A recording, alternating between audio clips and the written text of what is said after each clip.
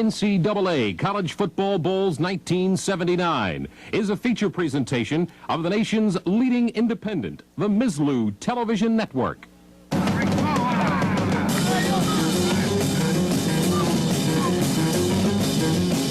From Legion Field in Birmingham, Alabama, this is the third annual Hall of Fame Bowl featuring the Gamecocks of South Carolina against the Tigers of Missouri. Tonight's Hall of Fame Bowl is brought to you by Lowenbrau. When you want the taste of a truly great American beer, there's really only one. Tonight, let it be Lowenbrau. Toyota invites you to catch the feeling and see all the 1980 cars and trucks at your local Toyota dealer. Oh, what a feeling to drive a Toyota. By Pepsi-Cola and your local Pepsi-Cola bottler. Have a Pepsi Day. By Sears, where America shops for value. And by Martini and Rossi Asti Spumante, the taste that makes America sparkle.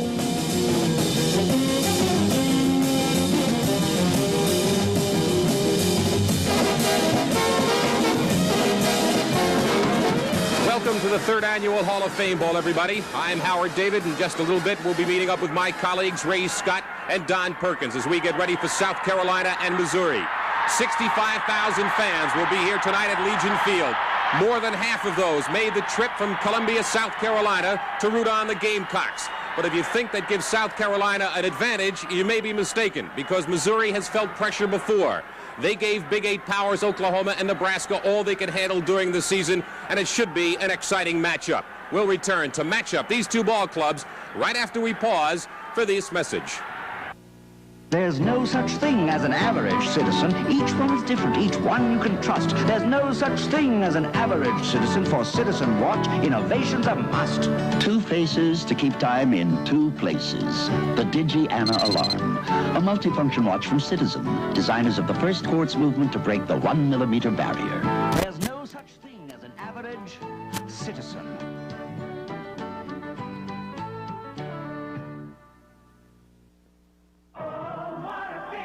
Toyota feeling. From the moment you drive the all-new 1980 Toyota Corolla liftback, you'll get the feeling, the thrill of a Toyota Corolla new from the wheels up, with a peppier 1.8-liter engine, more comfort and standard equipment than before, and sporty new slipstream styling. See your Toyota dealer today and catch the feeling. Oh, what a feeling to drive Toyota! In Japan, when Pentax puts out a new camera, our competitors must be taking it apart. Because one year, we invented the instant return mirror. The next year, we were not alone.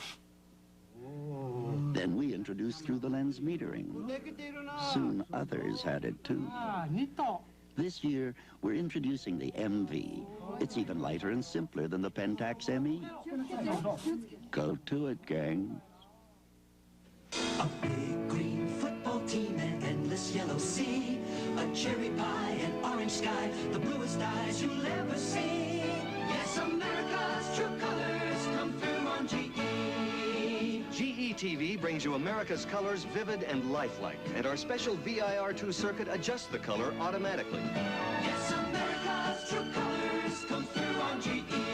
GE, we bring good things to life.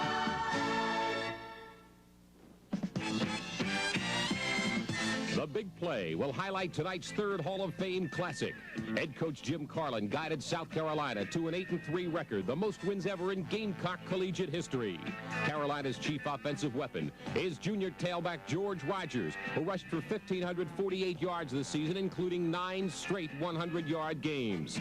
Junior quarterback Gary Harper leads a balanced attack with Spencer Clark, a dangerous outside threat behind Rogers.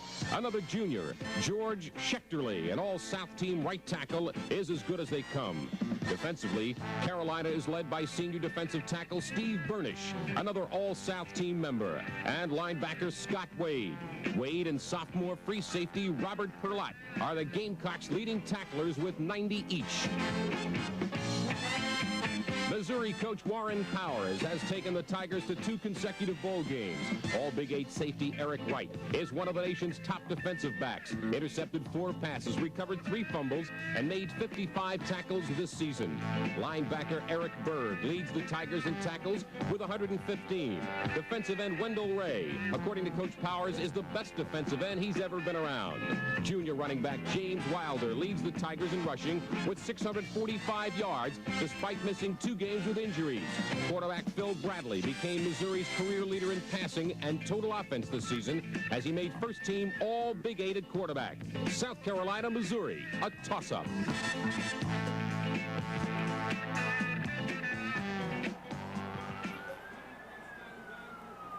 From your local stations.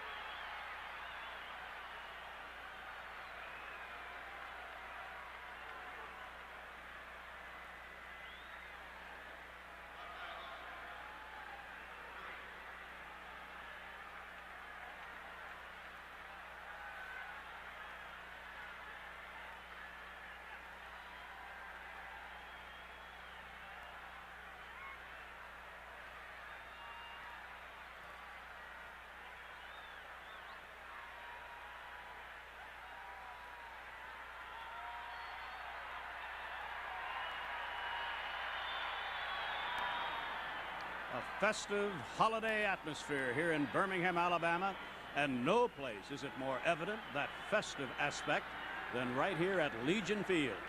This place modestly known as the football capital of the United States, that would be Birmingham. I'm Ray Scott. By my side, former great running back of the Dallas Cowboys, Don Perkins. Don, I think South Carolina's entire state must be here to follow the Gamecocks. I tell you what, they've got quite a delegation here, Ray, and we're going to see quite a football game. The Gamecocks from Columbia, South Carolina, don't put the ball in the air much, but they don't have to. They've got a great running back that you're going to watch this evening named George Rogers. He rushed for over 1,500 yards this year, and you'll see a lot of him in action this evening. On the other hand, we're looking at Missouri. They've got the All-Big 8 quarterback in Phil Bradley, twice All-Big 8 quarterback, a more versatile attack. How well they can throw the ball and how well they run the ball is going to be up in the air this evening. We're going to have to watch. They've also got a great running back in Wilder. He was out the first couple of games of this year with a hamstring injury, but we're going to see a lot of him tonight. We're delighted that you're with us. South Carolina, Missouri, 3rd Annual Hall of Fame Bowl. Almost 70,000 are here. They're ready. Hope you are. We'll be back right after these messages from your local station.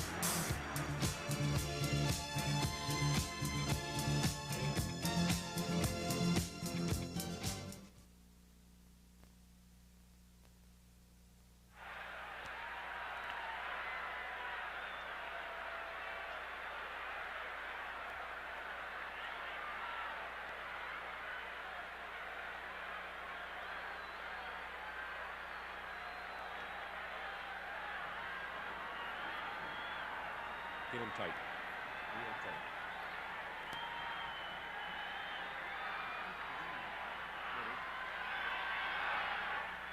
Julian wants to switch places with him.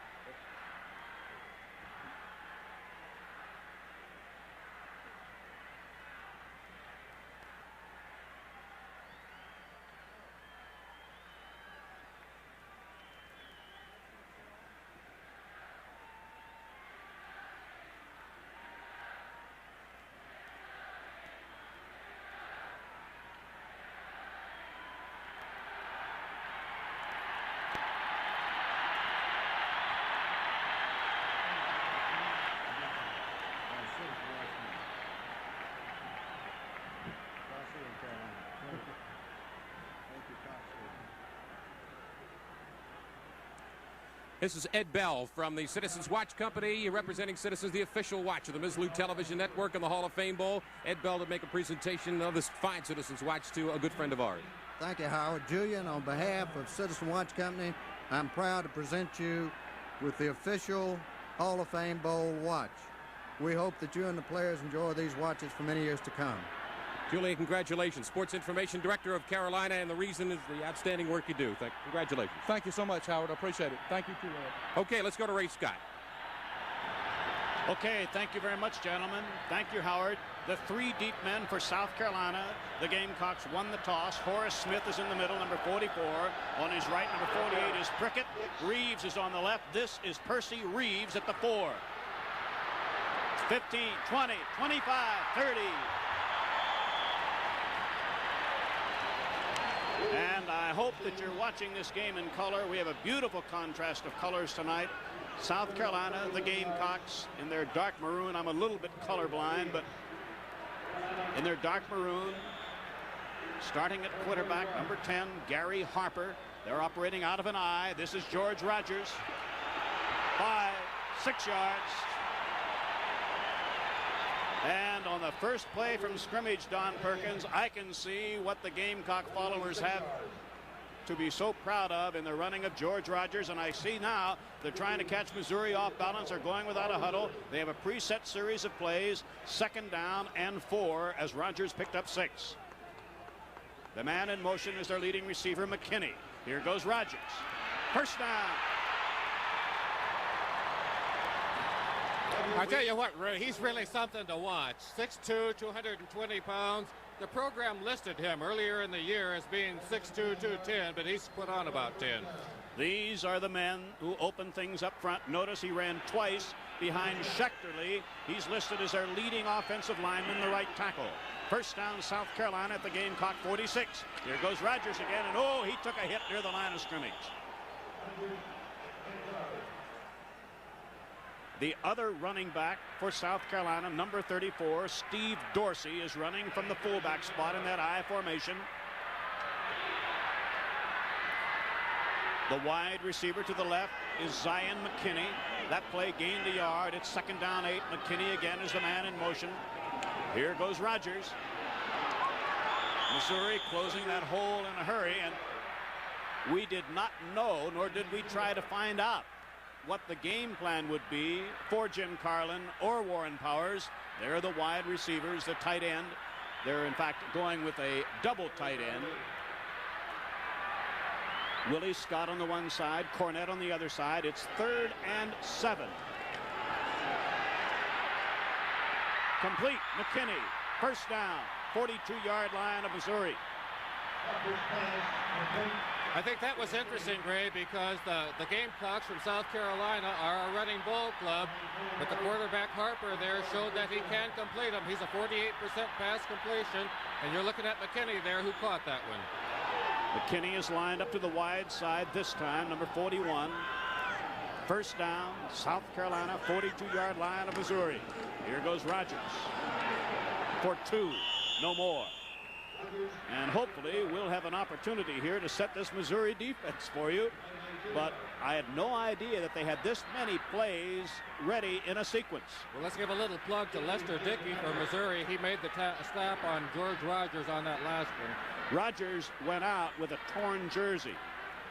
Spencer Clark is the tailback, number 35, but this is Harper. And McKinney with a great pair of hands is close to a first down at the 32-yard line of Missouri. Now George Rogers was out of the lineup and is going to be out of the lineup once again. It was a first down. It's at the Missouri 32-yard line. Spencer Clark, a senior out of Fleming, Georgia, number 35, is now the tailback. Rogers went to the sidelines, I think, to have his jersey replaced. And I might mention that he will go out of the lineup occasionally, Ray, not because he's hurt or a jersey repair, but just because he carries the ball so much. This is Harper. And again, they're running behind the right side of that line. Steve Gettle and George Schechterly. Now the defenders for Missouri, and they've had their hands full already.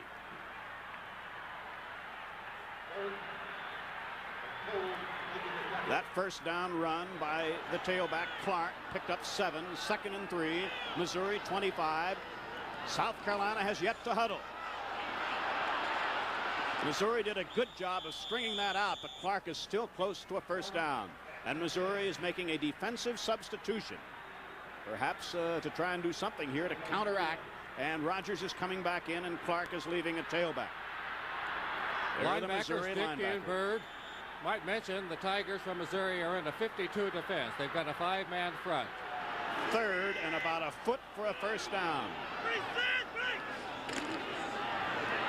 This is Rogers, and he has the first down at the 31-yard line, between the 30 and 31.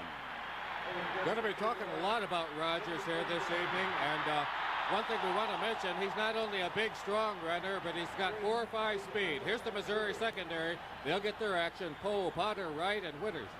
First down, South Carolina, 20-yard line of Missouri. We're just underway in the 3rd annual Hall of Fame Bowl from Legion Field in Birmingham, Alabama.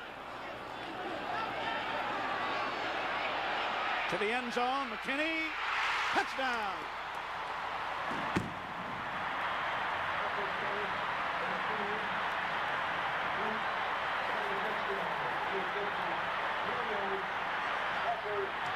Leading receiver for the Gamecocks from South Carolina, number 41, Zion McKinney. Quarterback Gary Harper, who's just a junior, dropping back. Good pass protection, great pass protection. Missouri's expecting so much of a run. There's Zion McKinney there, making a fine catch, beating the receiver, who is Bill Whitaker, trying to cover him.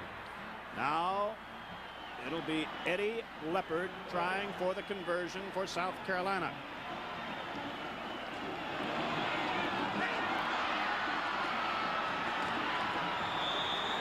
I'm not quite sure what really happened there. The holder for South Carolina was Tim Rhino, a defensive back.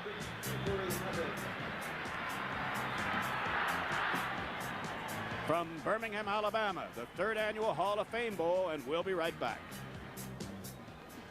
I want me to date myself with my first credit card came from here 25 years ago when we were first married. I have shopped in Sears in Iowa. I have shopped in Sears in Texas. They have a small Sears in Reno, but that's understandable. Usually you don't drop your money in Sears in Reno. And I have been to all of them, and I've never been disappointed.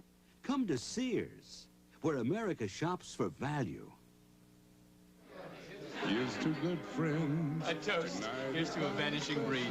Bill Evans, bachelor. The end of a perfectly good ladies' man.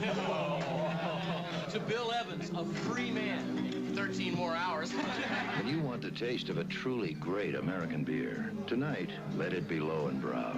Speech! Speech! Speech! Come on, you guys. You're beautiful. Legion Field, Birmingham, Alabama, called the football capital of the South. And this is part of the reason, Ray Scott. 65,000 was the expected crowd. We may see more than that because the night, which was threatening, is no longer such. Incidentally, I think I got a bit carried away. I called it the football capital of the USA. Well, there's a lot of cities in America that might dispute that with you. All right. Kicking off for South Carolina will be John Tanner. Deep for Missouri will be Mike Richards, number 24, and Ron Fellows, number 8. The Gamecocks lead 6-0. This will be Missouri's first chance to handle the football. This is Fellows at the 1. 10. 20. Fellows receives 17 yards. Okay, Ray, here's how the Gamecocks got on the scoreboard. Quarterback Harper is now 3 for 3. Great pass protection going for his senior receiver, Zion McKinney, who's working against Bill Whitaker. Look at that nice fingertip grab by McKinney. Now our first look at the Missouri offense, led by their all-Big 8 quarterback, number 15, Phil Bradley. He has fine runners. James Wilder, number 32. Jerry Ellis, number 43. First back through was Wilder, a junior out of Sikeston, Missouri. About a 2-yard pickup. We're going to set that defensive lineup for the Gamecocks from South Carolina. They are in a 50 defense. There's a look at that defensive line, a 5-man front. First, we're going to take a look at the Missouri offensive line. Now the receivers. Now the tight end, by the way, Gibler is the leading receiver. Second down 8, Missouri at the Tiger 22-yard line.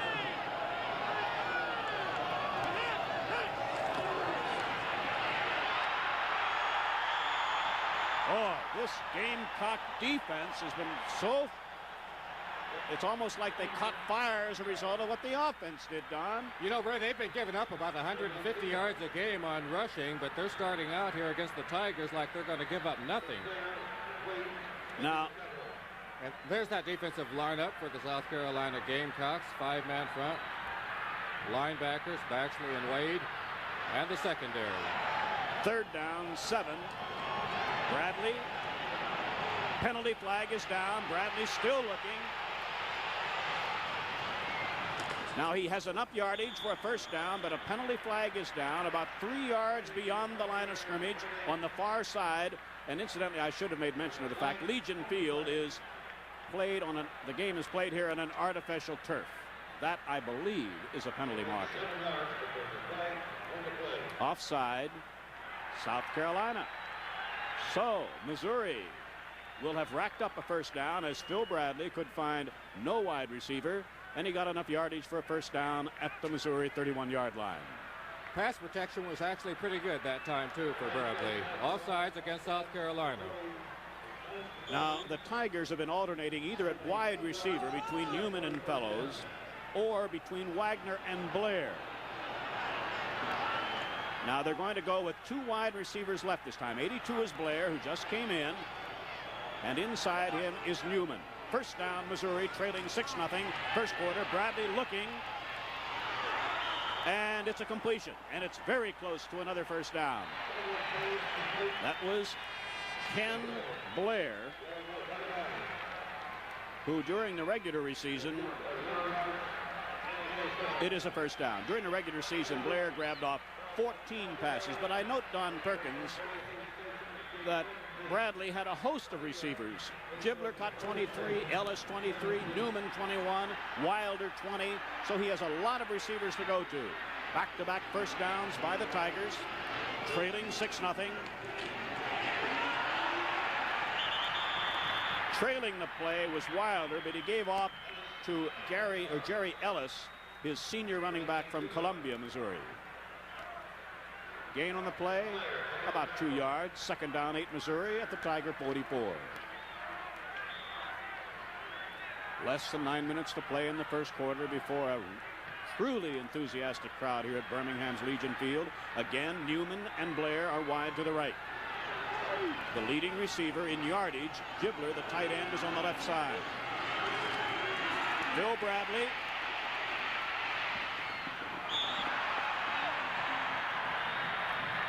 See who he tried to hit. He got lost there among his teammates on the sideline. Blair was the intended receiver. Brett Bond put a lot of pressure on for the Gamecocks from South Carolina. That was probably the reason the quarterback Bradley could not complete that one. Tigers' 1979 record was 6-5, but they lost a couple of real close ones, Ray.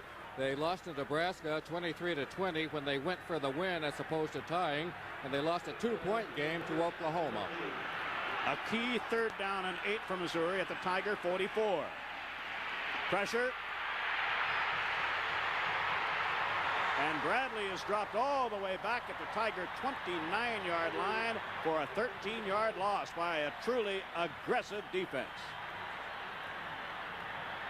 Let's take a look at the pressure there from the end zone level. A lot of the Gamecocks getting in there. Making the tackle is going to be Steve Burnish, number 70. Also got help from number 82, Arthur Broussard. There's number 80 right in there, Phil Ellis. He's also in part of the action. A lot of pressure on the quarterback.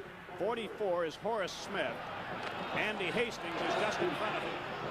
Oh, that's a good kick. Horace Smith all the way back at the Gamecock 28-yard line. And great coverage of that punt. Missouri's special team did a great job. South Carolina is leading 6-0 here in the first quarter. We'll be right back after these brief messages from your local stations.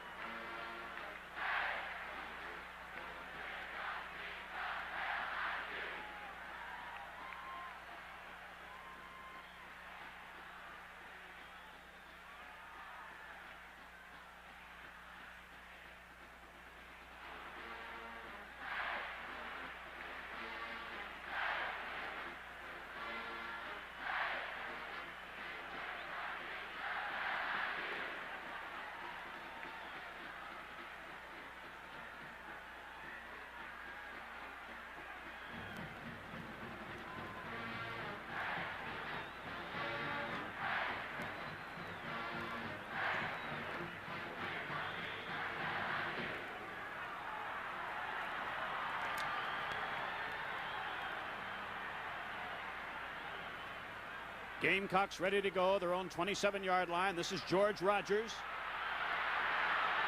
And the talented tailback picks up 4 yards on first down.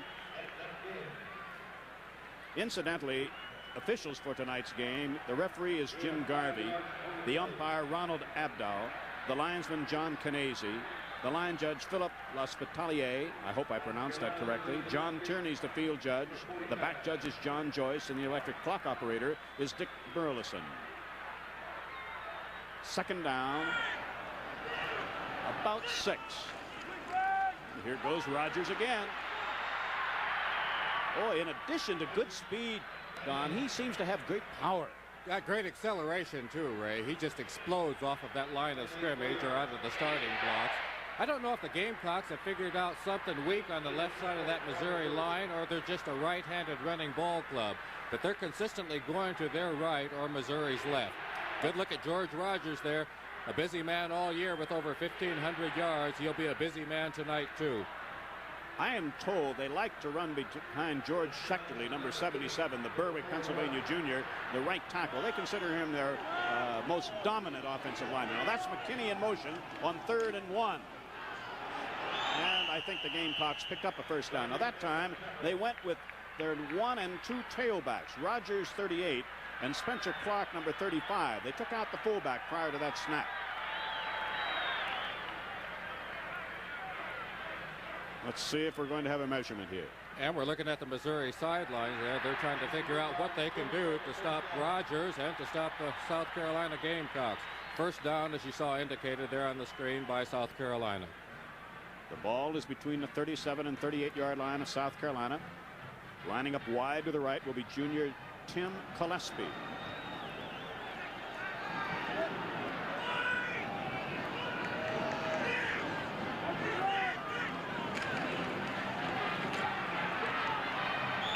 Rogers bangs for a couple to around the 40.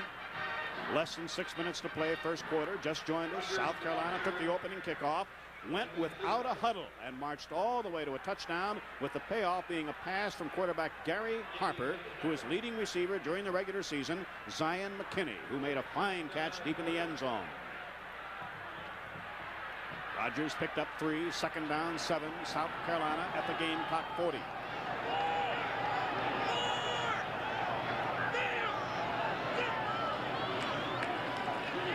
Big rush. Norman Goodman, number 98, the nose guard for the Missouri Tigers, in on that one, getting a good charge off of that line of scrimmage. Number 98, Norm Goodman, the nose guard. He's a senior from Metropolis, Illinois. Loss on the play, about 12 yards. So coming up for South Carolina, a team that likes to run, a third down and almost 20. Coming out of the huddle first is Tim Gillespie, wide to the left.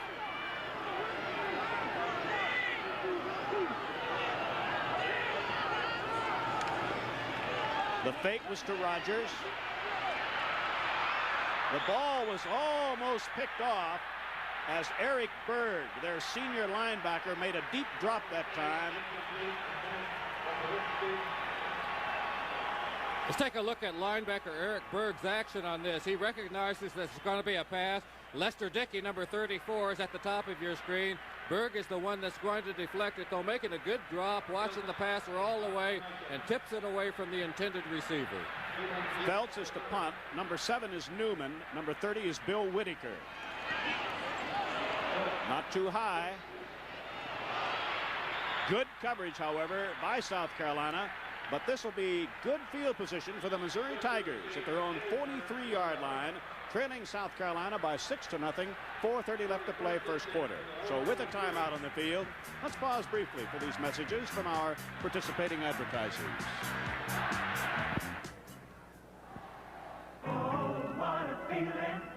A Toyota feeling. Tough is good. Tough and comfortable feels better. A 1980 Toyota SR5 long bed truck. Tough enough to handle 1,100 pounds of gravel. Comfortable enough inside to make you forget about the 1,100 pounds of gravel outside. In a truck, tough and comfortable is a good feeling.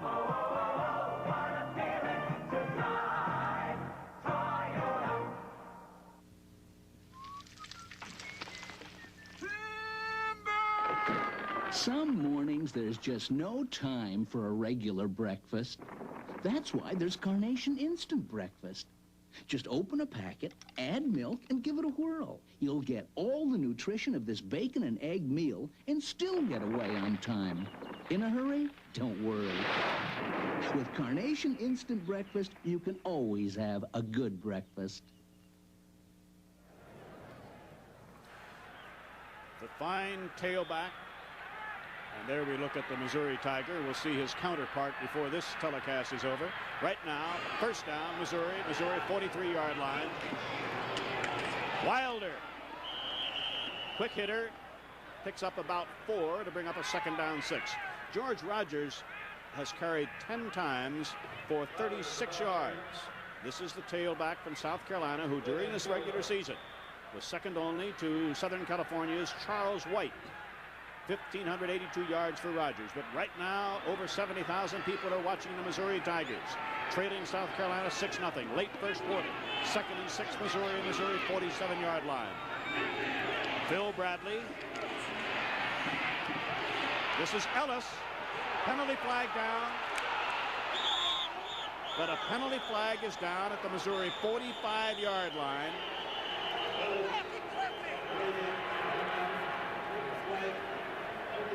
Fine run that time by Ellis. Quarterback Bradley did an excellent job moving down the line of scrimmage. Let's take a look at it open up down there.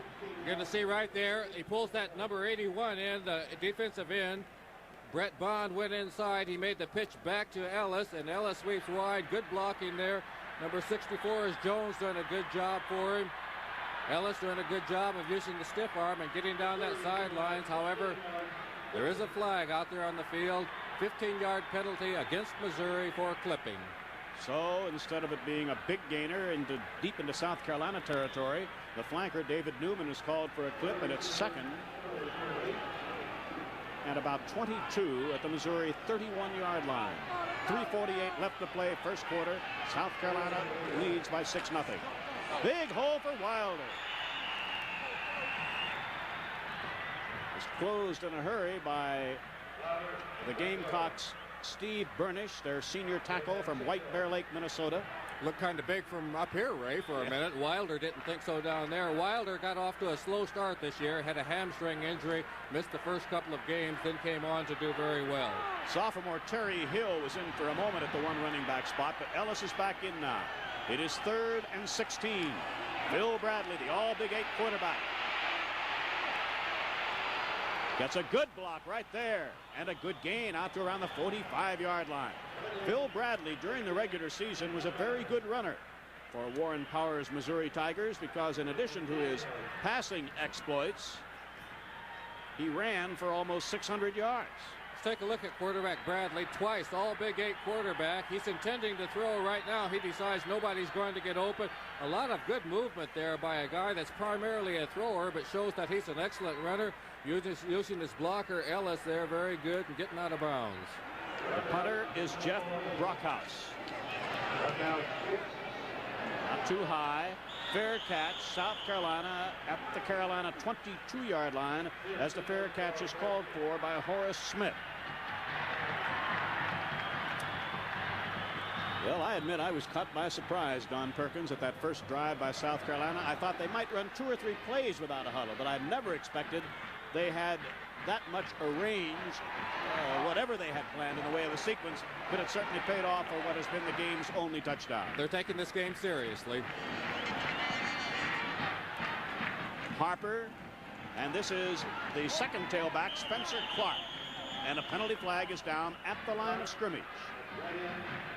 But this is definitely, as you indicated earlier, Don, a right-hand running ball club. Well, you mentioned the big tackle over there, offensive tackle George Schechterly, that they like to run by. We're seeing the penalty, the signal out there, holding on South Carolina, so they're going to get a walk-off back deeper into their own territory. That'll go back from about the 22 to around the 11-yard line. The play actually lost about a yard on the run by Spencer Clark, the senior running back out of Fleming, Georgia. Howard, on Monday night, Ray and Don, the New Year's Eve tradition, the Bluebonnet Bowl, with Mark Herman leading the Purdue Boilermakers against the tough Volunteers of Tennessee, led by quarterback Jimmy Streeter. Should be a super football game in the Astrodome on Monday night.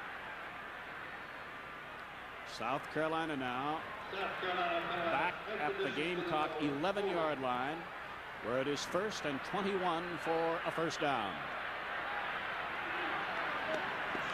Missouri's cornerbacks are Johnny Poe, number 9, and Bill Whitaker, number 30. Potter is the strong safety. Eric Wright is the free safety.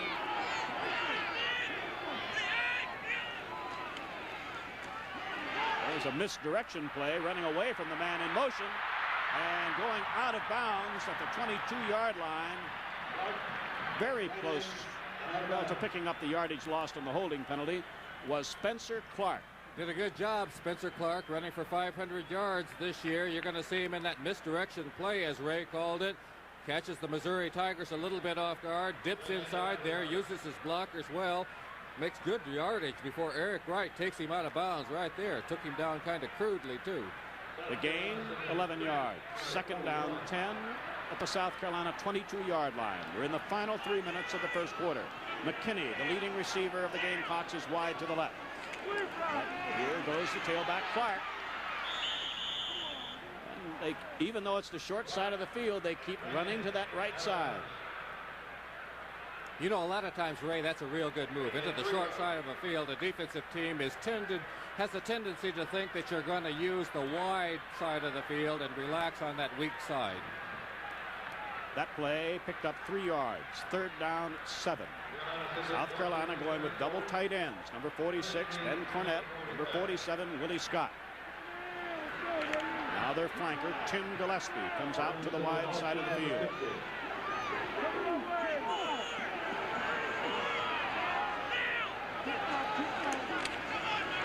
The close back, number 34, Steve Dorsey, carried, but not enough for a first down, and it's punt formation time, and Missouri seems to have made some adjustments here, and they've been able to pretty well contain South Carolina the last 2 possessions of Carolina. South Carolina's shown that tendency to be a right-handed runner, and Missouri will make the adjustment. David Newman is number 7. The South Carolina punter is Jay Phelps, who averaged a little over 38 yards for Missouri. Pretty good height this time. Newman at the Missouri 31. Penalty flag. We have a clip against Missouri. Well, Ray, I think I saw that one all the way from up here. We did see the flag go down out there on the field. The return man, David Newman, was trying to get wide to get around that blocking wall. But there, let's take a look at it again. Number 7 there. Taking the move. Look at the lower part of your screen. You're going to see number 94 right there for the Gamecocks, David McNeil. Come in, and you got to get that head in front of him. McNeil did not have it in front of him. The official's right on top of it and wisely calls the flag. So Missouri now, instead of having excellent field position, will have very poor field position inside the Missouri 15 at the 14-yard line. With 1:59 left to play in the first quarter before a roaring crowd of some 7. How about that? Hey. That kid's got nice legs too, Ray. A semi-soccer style uniform. That was the punter for Carolina, Jay Phelps. Let's see what Phil Bradley can do with his Tigers. That was Wilder, straight ahead for about 4 yards to the 18-yard line. I would doubt that Warren Powers would have the Tigers do anything fancy here deep in Missouri territory. He is sending in a play by way of one of his wide receivers. He's alternating from time to time. Unusual year for the Tigers. They were undefeated on the road, going 5-0. They lost all their games, winning only 1 and losing 5 at home. 2nd down, 6 Missouri. And Wilder, with very determined running, picks up a Missouri first down at the Tiger 25-yard line. Newman and Fellows are the messengers for Missouri. First down, Tigers. Clock running, just about a minute left to play first quarter. South Carolina scoring. First possession of the game on a pass from the quarterback Harper to McKinney. Bradley on first down. pickup of about 8 yards out across the 30-yard line. So the Tigers gradually working themselves out of a hole. We talked a lot about the Missouri record this year. We haven't talked a lot about South Carolina. They were 8-3 on the year. The only teams they lost to, the opening game to North Carolina, then they lost to a couple of pretty good teams, Notre Dame and Florida State. Second down, 2.5 for a first down. Bradley still has it, and he has a first down out to the 40-yard line, and Phil Bradley is showing himself to be a very adept operator.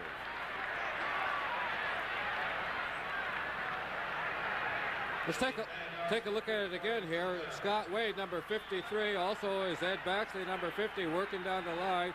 Scott Wade, the linebacker, though, to getting one shot taken at him, keeps on his feet, keeps after the ball carrier Bradley, and gets in on part of the action. And right there is the whistle. The end of the first quarter of play. The score, South Carolina 6, Missouri nothing. Second quarter right after these messages. Sorry, no experience, no job. But where do I get the experience? Army, Navy, Air Force, Marines. We don't ask for experience, we give it. You won't read it in a book, you live it. Pick a service, pick a challenge, set yourself apart. Army, Navy, Air Force, Marines. What a great place, it's a great place to start. Sinus, right? What do you take? What? What do you take? Sinus tablet. One of these? Yeah, this is mine. If you could find something stronger, would you switch? Oh, like that. Okay. Here's extra strength Sign-Off. It helps clear congestion and gives you more pain reliever than any standard sinus tablet. I've been taking this. Next time, send for Sign-Off. S-I-N-E-O-F-F. Extra strength Sign-Off. It's aspirin-free. What? Aspirin-free. Can I keep this? That's Coach Johnson. He's from the college. Looks like he's worried about his problem dandruff.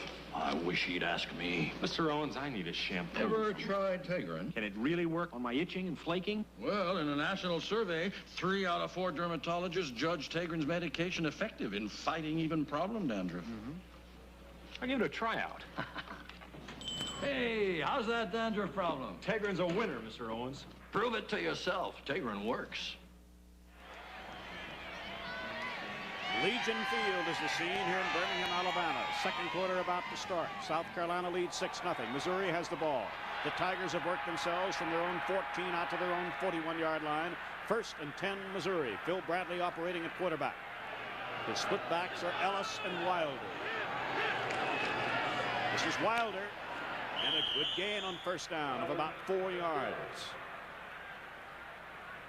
Wilder's a good-sized running back, 6'2", 215. Mentioned a couple of times his injuries early in the year, but he's come on to have a great year, rushing for 640 yards. A good average, averaging about 4.5 yards a carry. The gain a bit more than 3 that time, so second down, 7, Missouri 44-yard line. One wide receiver, Newman. Missouri has gone to 2 tight ends. This is Wilder again, and he almost broke that one. Close to a first down. And the Missouri fans, although not in as great a number as South Carolina, certainly were very vocal when their team made its appearance just prior to the kickoff. And Missouri right now working themselves into excellent position. Watching that Veer offense in effect, they're primarily a running ball club, averaging 86 yards a game rushing as opposed to 130 passing. Veer offense in effect. Interestingly enough, these two teams averaged almost the same in total offense a game. 319 for Missouri per game, 332 for South Carolina. The man out wide to the left is Ron Fellows, junior wide receiver from Kansas City, Kansas. First down, Missouri. Bradley on first down. This is Wilder. Almost broke the tackle, but comes up with a gain of about 6 on first down. And we're getting our first good look at this Tiger offense working at just excellent fashion. Looking at Wilder there, who's a big, strong man to bring down one-on-one in the open field, but Pat Bowen did a good job of it that time for South Carolina. This time it'll be David Newman who brought in the play and lines up wide to the right. Senior from Columbia, Missouri. 2nd and 5.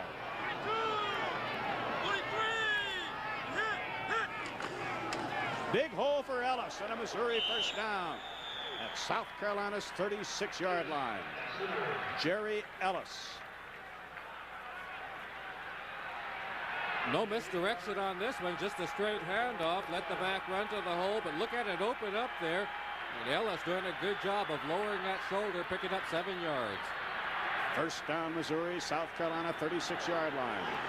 Fellows brought in the play and is off to the wide side of the field. First down, Tigers. South Carolina 36-yard line.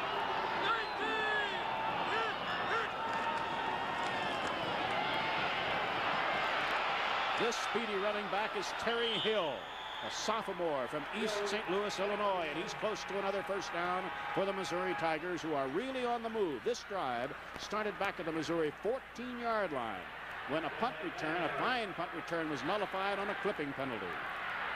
Warren Powers, the head coach of Missouri, 20 and 14 in his helm at the Tiger coaching position. 2nd and less than a yard for a first down at the 27-yard line of South Carolina. Early second quarter. Carolina leading 6-0. The extra point was missed. Hill this time may not have picked up a thing. Boy, who made that fine defensive play? I think the last man up there, number 70 for the Gamecocks, Steve Burnish, their senior left tackle from White Bear Lake, Minnesota, mainly responsible for stopping that play for no gain at all. So Hill gives way to the bigger Jerry Ellis. Over the ball, center Brad Edelman. 3rd and 1 for a first down. And we have a whistle on the field. And South Carolina says, hey, let's stop the momentum. We have a timeout from Birmingham, Alabama. This is the Hall of Fame Football Classic. We'll be right back.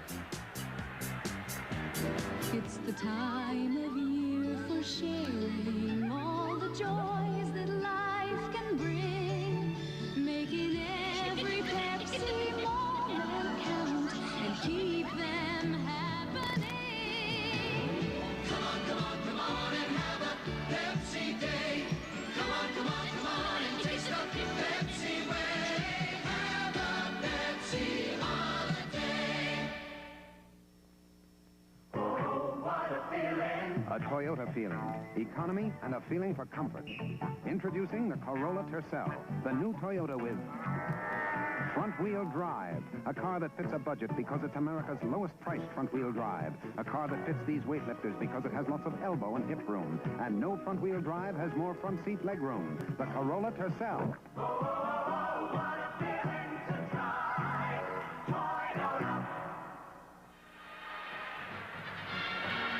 Missouri, during the South Carolina timeout, has had a chance to figure out what to do here, Don, against a Gamecock defense, which has set up a 3rd and 1 for Missouri at the Carolina 27. A lot of people say that's all football consists of, 3rd down conversions. The Tigers have a big one right now.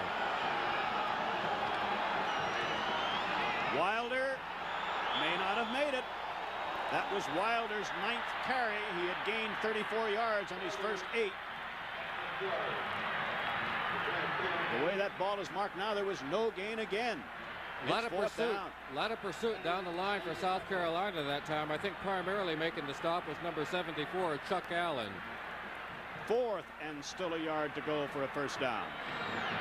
Wide to the right is David Newman. Ellis and Wilder are the running backs. And quarterback Phil Bradley says, hey, we're heading into that Carolina cheering section. We can't hear a thing. And are they making their presence known right now? Some 25,000 fans have followed the Gamecocks from Columbia, South Carolina. I understand there's a big following of both Purdue and Tennessee as we get ready for Monday night. The New Year's Eve tradition. Mark Herman of Purdue, Jimmy Streeter of Tennessee hooking up in another what promises to be a wild and woolly battle. So almost 70,000 fans here at Legion Field looking on as Missouri has a 4th and 1 at the South Carolina 27-yard line. And again, Bradley says, we can't hear a thing. And now the South Carolina players are saying, hey, folks, take it easy.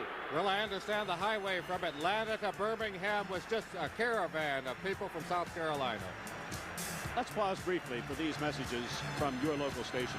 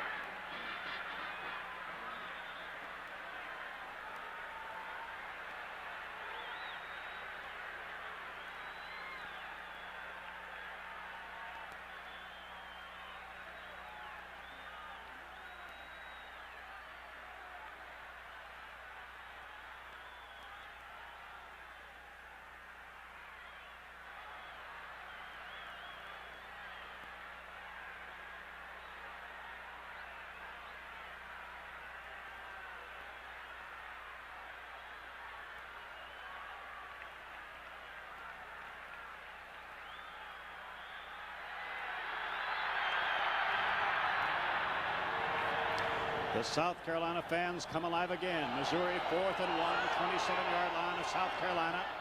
And Bradley with the keeper and the first down inside the 25 to the 23-yard line.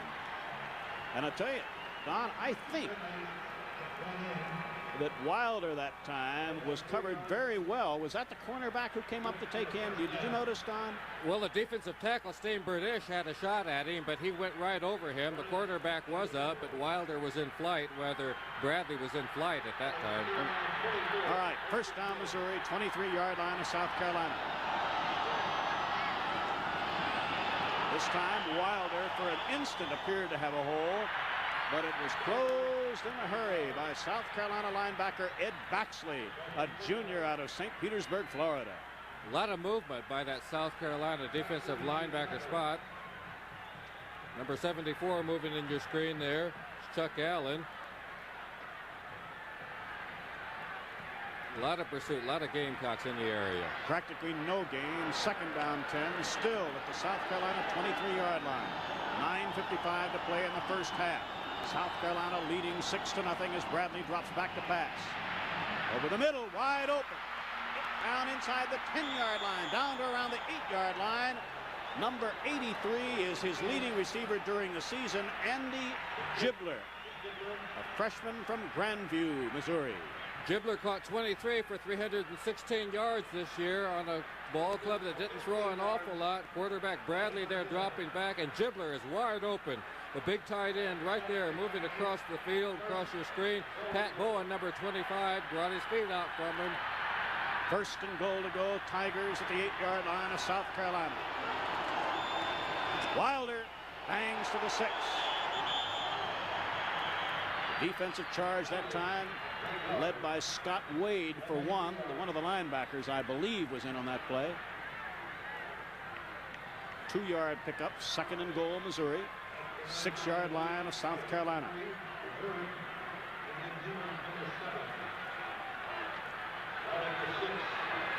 Coming out wide to the left is David Newman, who just brought in the play. He's covered one-on-one by cornerback Mark Bridges.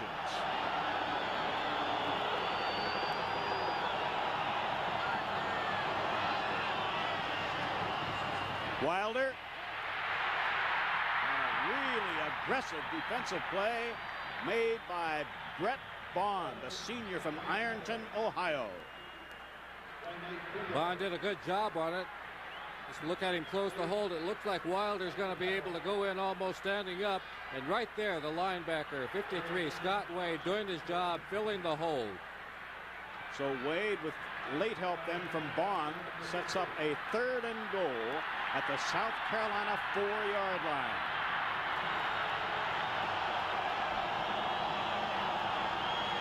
Bradley with a keeper. And he is wrapped up by Chuck Allen, the junior from Anderson, South Carolina. A super defensive play. And it's going to set up a field goal try. Bradley working down the line there is going to run into his tight end, number 80, Tom Hornoff, right there. That throws him off a little bit, but the Gamecocks are in great pursuit position. Chuck Allen, number 74, bringing him down. Ron Verrilli will try a Missouri field goal, 22 yards, out of a hold by Dan McDaniel, second-string quarterback.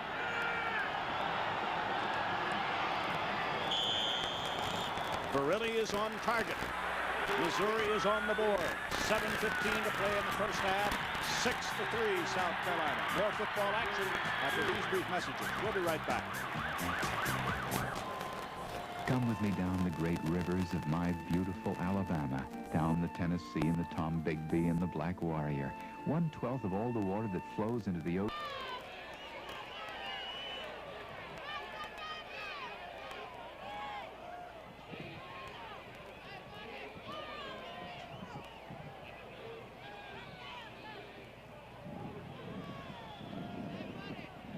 The Freshman Player of the Year Awards, halftime of the Blue Bonnet Bowl, sponsored by National Car Rental, right here on the Mizzlou Television Network. That's coming up on New Year's Eve. Saw the great crowd here in Birmingham, Maryland. 1st and 10 from their own 31. They go to Scott. He gets it close to the 35-yard line. Running into that tough Minnesota defense. Running it over for you a little bit. 78, Steve Midbow. Number 88, Mark Merrill. 65, Doug Freeberg. 98, Jim Ronan. Stan Sitzma, number 5. Linebacker Steve Stewart, 97. Michael Hunt, 84. Bobby Weber, 28, 17. Ken Foxworth, 11. Keith Edwards, 34. Keith Brown. Maryland 2nd down and 6. Here goes Scott.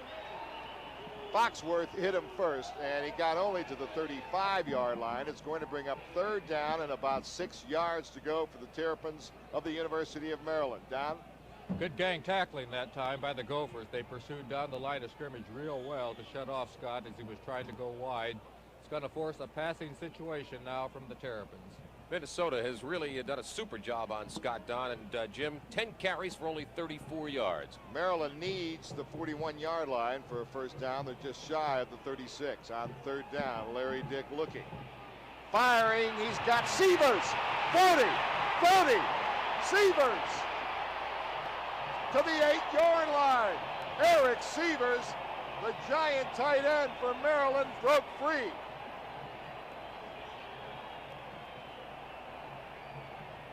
Well, Larry Dick had plenty of time to throw this when the pass protection was very good. You're going to watch number 85, Eric Severs. He's going to cut right in front of number 5, Chuck White. There they do, a little crossing pattern right there. Eric Severs has got the ball.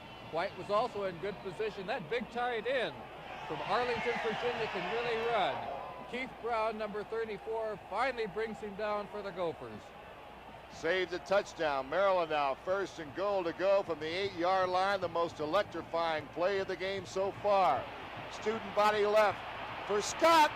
Scott is knocked down at about the 3-yard line. Another saving tackle, this one by Edwards. Scott was on his way. A lot of people in front of him. A lot of people leading the way for Scott on this one. Look at that Terrapin line. Everybody pulls out. The quarterback's leading the way. Good blocking. He's just going to try to have to go to the sideline, though. He turns it on. He's got the afterburners going. Brings it all the way down to the 2.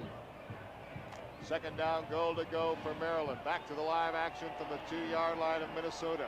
Minnesota leads 7-3. Scott, touchdown!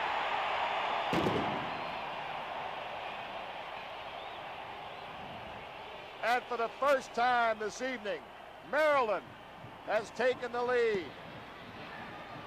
9-7. Let's watch it again, Don. From the ground level, Scott, number 33, the ball carrier, running with determination. He's not going to be denied. Once he gets the ball, he's already got his heads and shoulders down. Look at him stumbling up there. He's excited about this ball game. He loves it. Came on late in the year, but did an excellent job for Jerry Claiborne. Mike Sochko with a point after attempt. Maryland on top, 9-7. The kick is good. And Maryland On top of Minnesota now, 10-7. From Birmingham, Alabama, this is the first Hall of Fame Classic.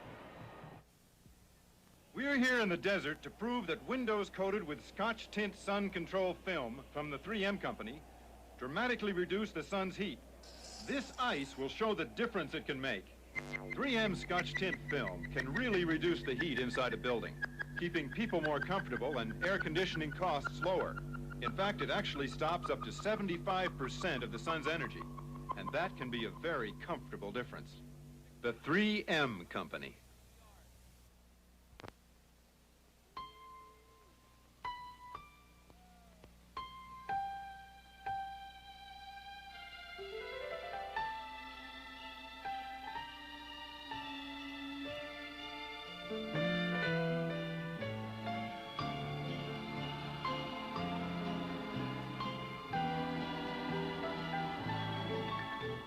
This Christmas card was sent to you by the people at Miller High Life. Merry Christmas. Some great facilities here. It's a great crowd here at Legion Field. Our host in the press box has been with Bear Bryant for 19 years. Al Topazzi. Thank you very much, Al, for taking good care of us. Mike Sochko to kick off. Dana Knoll now will take in Nat Weber from the 7. And Knoll is racked up as he got across the 20-yard line by a fired-up Maryland team that now leads Minnesota 10-7 with 6:59 to play in the first half. Much of the reason for that, Jim, of course, is the great job that Larry Dick has done thus far. 6 of 9 through the air for 122 yards unofficially. Both quarterbacks are having fairly productive days. It's been a terrific football game, no doubt about that. We've had good offense and we've had outstanding defense as well. Now Minnesota trying to get the lead back. They'll start from their own 23-yard line with Wendell Avery. Not much there. Maryland with that wide tackle 6 starting to solve that running game a little down, Perkins. Kitzman was the workhorse in the last 2 ball games this year for the Gophers, but he's having the sledding going a little tough this evening. Right in at fullback now is Jeff Thompson, number 48 for the University of Minnesota, so they're giving Kitzman a little bit of a blow. Take a look at that wide tackle 6 of Maryland. They've got 6 men up on the line of scrimmage with Carr and Olkowitz, the linebackers. Avery wants to pass again. He gets pressure. He dropped the football. Let's see who's got it. The Maryland players are indicating that they have it. Let's see. Let's wait for the official. The players are a little bit biased, but the official sees it Maryland's way.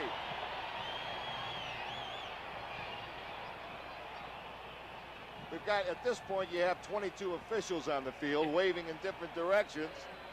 The official initially said Maryland had the football. Now, have they changed that?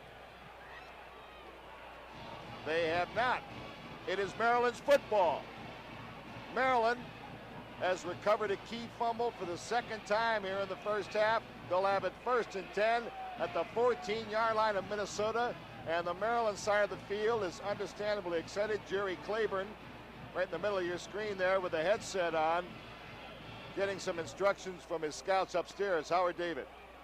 3 times Avery has made a deep drop, 15-yard, 16-yard drop. 2 of those times he was sacked. There he was, the ball was taken away from him. Larry Dick and Maryland started 1st and 10 from the 14 of Minnesota. End around. Minnesota solved it pretty well, though.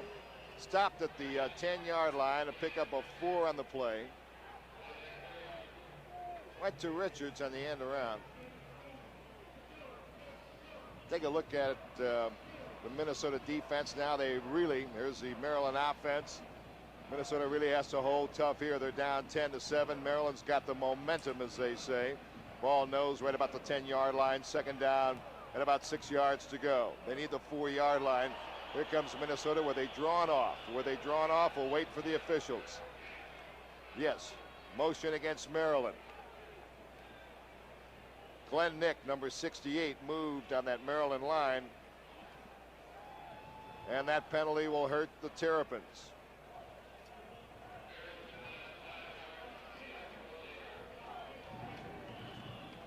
Ball now at the 15-yard line. And it's second down and 11 yards to go for the Maryland Terrapins with 5:35 to play in the first half of this first Hall of Fame Classic. Maryland on top 10-7. Larry Dick, senior quarterback. Firing for White. What a catch! First down, goal to go, Maryland at the 2-yard line. Again, Dick and White hook up in Great a pass catch. play. Great catch by White that time. Kent Foxworth is playing the defensive position now for the Gophers. He was almost there. He was there, as a matter of fact, in great position. Just a great catch by Chuck White. Back to the live action, first and goal, Maryland from the 2-yard line. Koziel is now in for Dudish at fullback for Maryland. First and goal from the Minnesota 2 and the Terps with 5.5 minutes to play in the half. Scott to the goal line. And Minnesota trying to pull up their belts here and stop Maryland.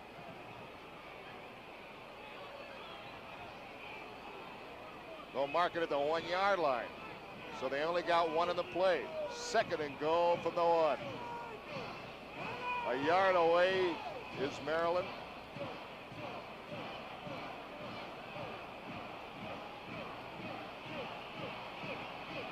Scott, touchdown!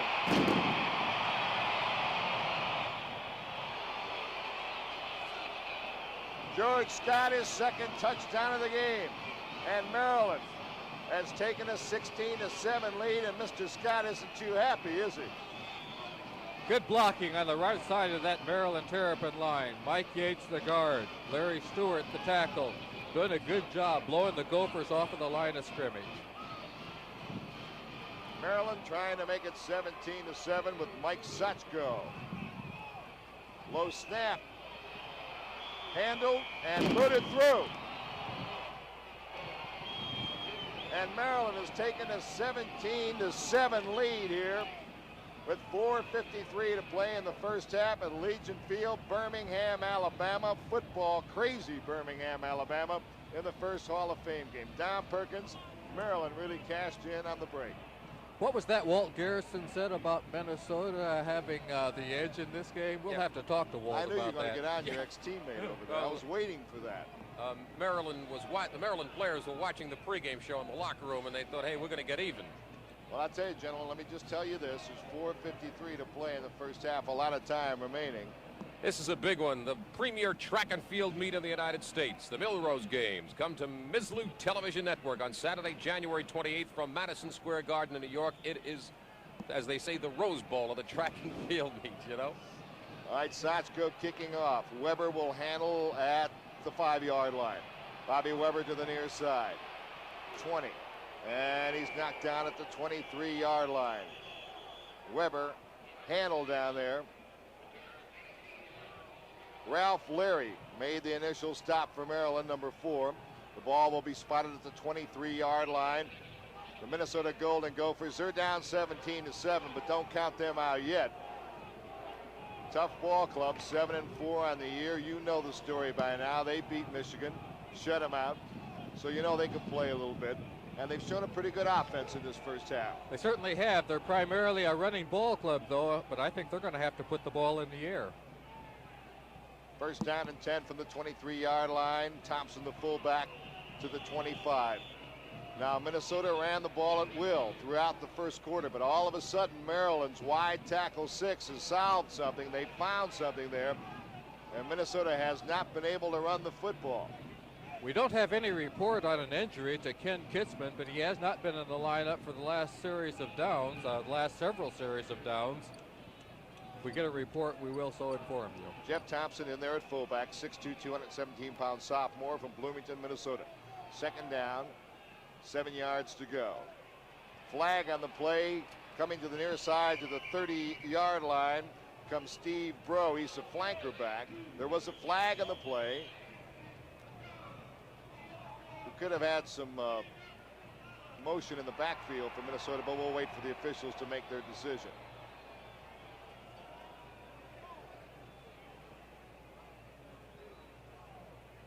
Now it looks as if it may go against Maryland. Time remaining 4:05. They're talking it over with Wendell Avery, as you see, so this penalty will be against Maryland. 4:05 to play in an exciting first half. 17-7 Maryland over the Minnesota Gophers. If you're just tuning in, that's Minnesota in the white shirted uniforms. Maryland was offside. Howard David. Now, as you pointed out, Jim, this thus far a very exciting game tomorrow night on many of these Mizlou television stations at 8 Eastern time. The Tangerine Bowl with Florida State and Texas Tech. Another good matchup. Should be a great ball game. All right, 2nd down and 2 yards to go after that penalty. 2nd and 2. Avery's going to put it in the air and almost intercepted. Now, he was looking very deep for Roger Frazier. That pass nowhere near Frazier. A lot closer to a couple of Maryland secondary guys. It may have been a broken play on that one because Frazier, like you mentioned, was nowhere in the vicinity. Only the Maryland Terrapins were close to it.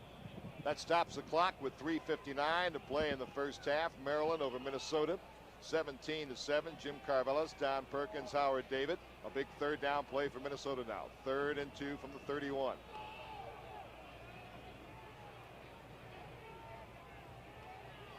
And Maryland stops the play again. The pitch to Steve Breaux, the flanker back, and Maryland is in there to make the play. The Maryland defense has stopped the Minnesota run. Brian Matera and Steve Chinchulo in on that one. In fact, he lost about a yard in the play, and it brings up 4th down and 3.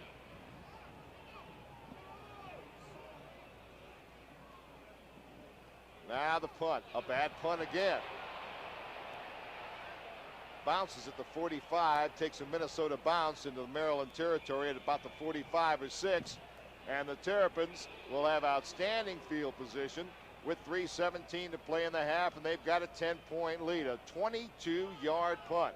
Terry Simmons is not having one of his better evenings punting the ball.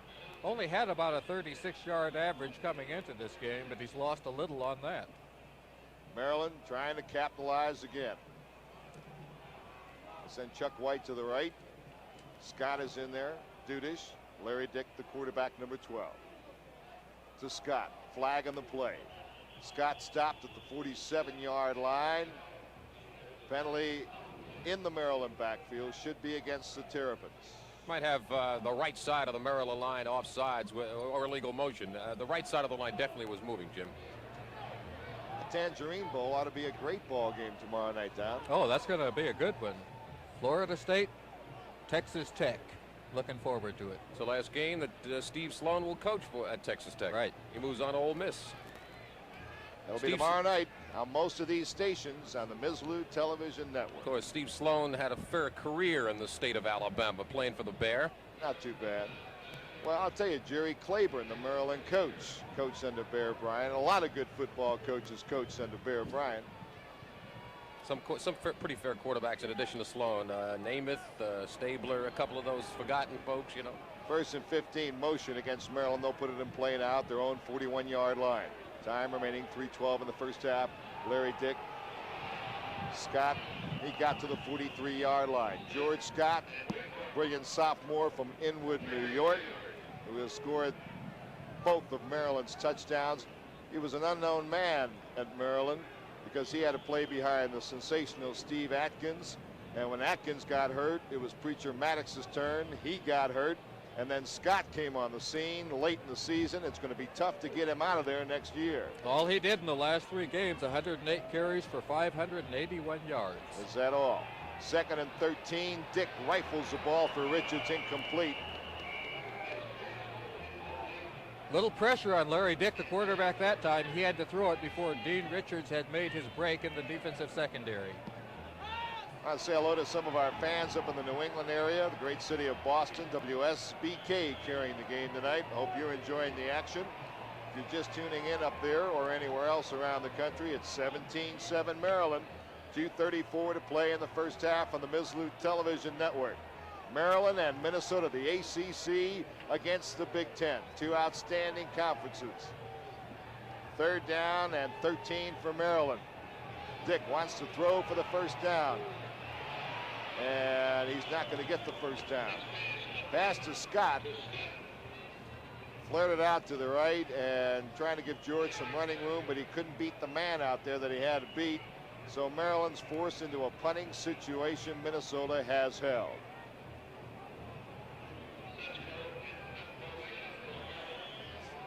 Weber will be in single safety. It'll be Mike Sochko to do the punting. A lot of pressure. He got it away. Weber at his own 15-yard line. Maryland's covering well. Maryland covered beautifully that time. Weber had nowhere to go. John Douglas, number 48, getting down there for the Terrapins, doing a good job on Weber. Good special teams work for the University of Maryland. Minnesota will put it in play at their own 16-yard line with 2:12 to play in the first half. Legion Field here in Birmingham, Alabama. People down here call Birmingham the football capital of the South. And they just might be. No offense to some of you other great southern cities. The pass complete to the 24-yard line. We have a lot of whistles in the stands tonight. A lot of referees, and times a little confusing. Ball advanced to the 24-yard line. Jeff Thompson catching that pass from Wendell Avery. Number 83, Jim Schaefer, making the stop for the Terrapins. Really putting the lick on Thompson. All right, the Maryland defense, which has been superb so far. You see that wide tackle 6, Alkowitz and Carr behind them. Thompson going for the first down. I believe he has it. He needed 2 yards. Needed 2 yards. Good blocking over that left side, and Jeff Thompson has gotten the Minnesota first down. So the Gophers trying to get something here in the last minute, 34 of the first half. They're down by 10 as you see Thompson leave the game. Jeff Thompson, 48. Kitzman's back of the game, Jim, at tailback for the Golden Gophers. Ken Kitzman back into fullback, but Avery should be putting the ball in the air. We'll wait and see. And he does. Deflected and almost intercepted. The pass. Intended for number 83, Glenn Borkman on that one, but Avery was a little bit tall with it. Had a lot of pressure put on him, though, so he had to unload in a hurry. Second down, 10 yards to go. The Minnesota Gophers, who got the game's first touchdown and led 7-0. Maryland came back with a 32-yard field goal from Sochko. Then Maryland scored in a Scott touchdown to make it 10-7. Another Scott touchdown set up by a great Dick DeSievers pass play made it 17-7. Maryland recovering the key fumble, actually, the first touchdown set up by Sievers. And here's Minnesota at their own 45-yard line. Pass complete to Jeff Anhorn, a fine outside receiver. Now Minnesota's going to call timeout. They've stopped the clock with 1:02. They've got a first down there. Fine pass route run by Jeff Anhorn, the split end on that one, breaking across the middle. Anhorn, his third reception of the evening, 30 yards and 3 catches. The Dick DeSievers pass set up actually the first Maryland touchdown that put them up 10-7, and it was a fumble recovery by Maryland that set up the second touchdown. And the Terrapins lead 17-7. They've been an opportunistic football team here tonight, but there's a lot of time remaining in this game, and it's been, I think you'll agree, an exciting game. Has been a good ball game, lest we forget Terry Simmons' 2-yard punt. That didn't help the Gophers' cause any either.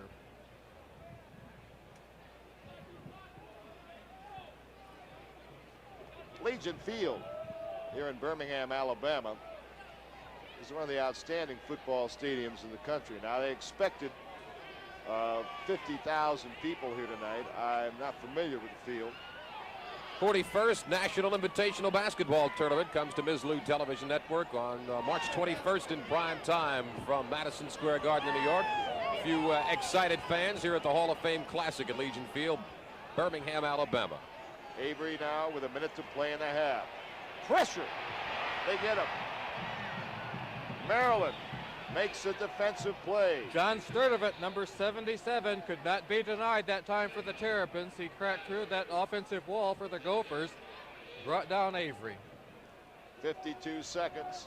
The Maryland defense, they've been outstanding in the first half. Second down, 15 yards to go. The ball at the 39-yard line of Minnesota. We have 52 seconds remaining in this first half. Maryland's defense, number 10 is Jonathan Claiborne. He's the coach of the Sun, the son of the coach, excuse me. And you got to think, Don Perkins, that's got to be a tough situation for a young man. Actually tough for both people. I think so, but evidently they've handled it very well, and Jonathan Claiborne is quite a student athlete. They've got 5 academic all Atlantic Coast people on the Maryland team, and they're all on the defensive ball club. Now, that may say something about the offensive ball club, but Jonathan Claiborne's got a double major coming up. He's got a Bachelor's of Science coming up in engineering. He's also got a Bachelor's of Arts in History, a double major, 4-point average his senior year. 52 seconds now. Minnesota trying to get something going. Second down and 15 from their own 39. Avery, a deep drop. He fires, and it's broken up.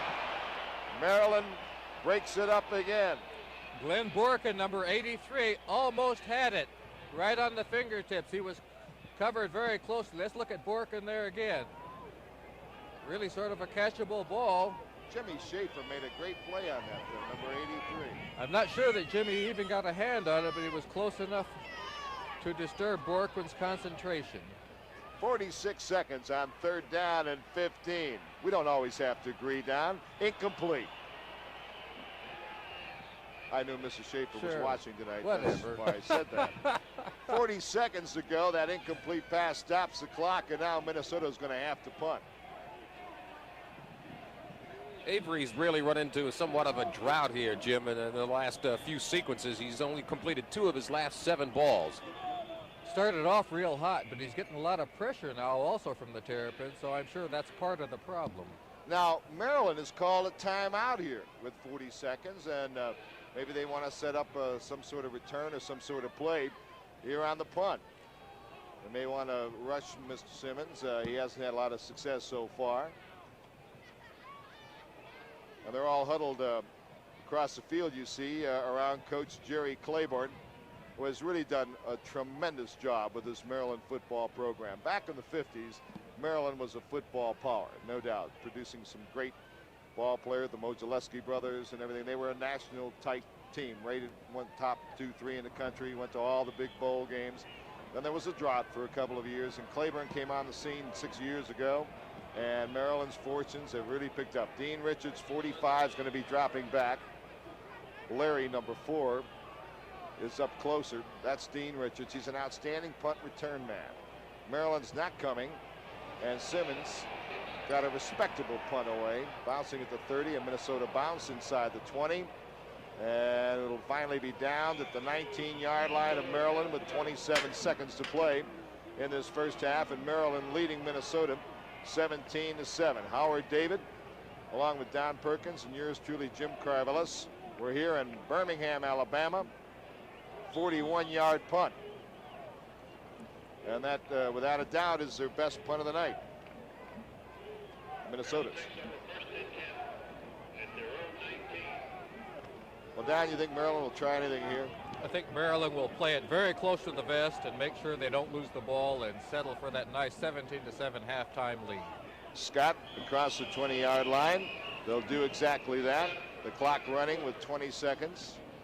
Maryland about to go into the locker room with a 10-point lead here at halftime. George Scott, number 33, the sophomore who scored twice today. Howard David. 16 carries for Scott tonight, Jim, only for 47 yards, but 2 touchdowns. That will be the last play of the first half. And that is the end of an exciting first half in Birmingham, Maryland, over Minnesota 17-7 in the Hall of Fame Classic. I like competing against men, but only if they don't patronize me. Then if I win, it's really exciting. You know what else I find exciting? Men who wear English leather cologne. I like the way it smells on men, and I like the kind of men who wear it. I find them to be challenging. When it comes to the battle of the sexes, I don't like pushovers. I guess that's why all my men wear English leather. Or they wear nothing at all. I'm Scoos, Sergeant Scoos, Vice Squad.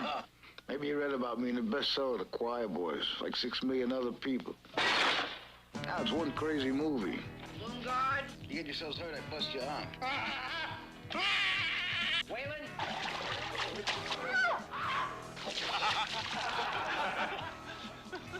The Choir Boys. You'll never see some of this stuff on television. Rated R starts Friday at a theater near you.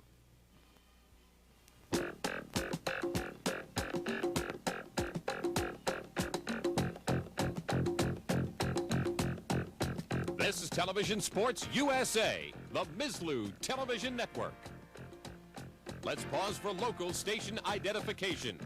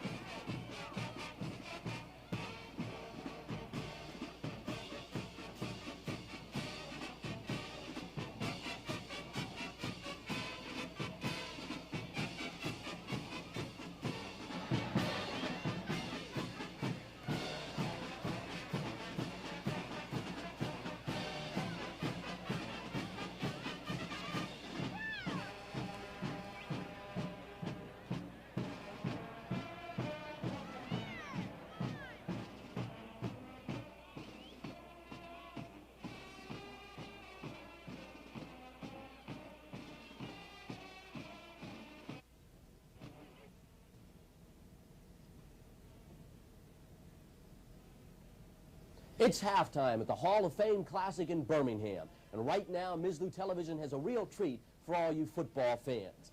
Hello again, I'm Don Tollefson back at Mizlu Network Control. And right now, we're going to give you a front row seat to one of the outstanding events each year in college football. It's the National Football Foundation Hall of Fame Dinner, a real tribute to the stars of yesteryear.